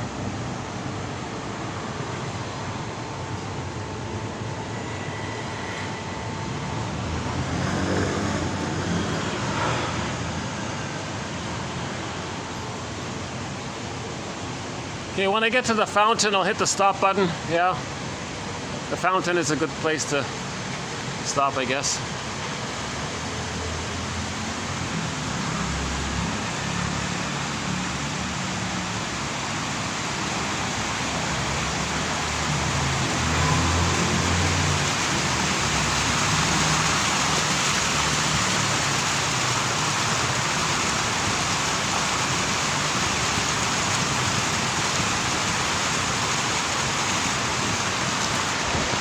Okay, so thanks very much. This has been TQ 2298 and 2299. We'll add more quotes to our various threads. Thanks very much. See you next time.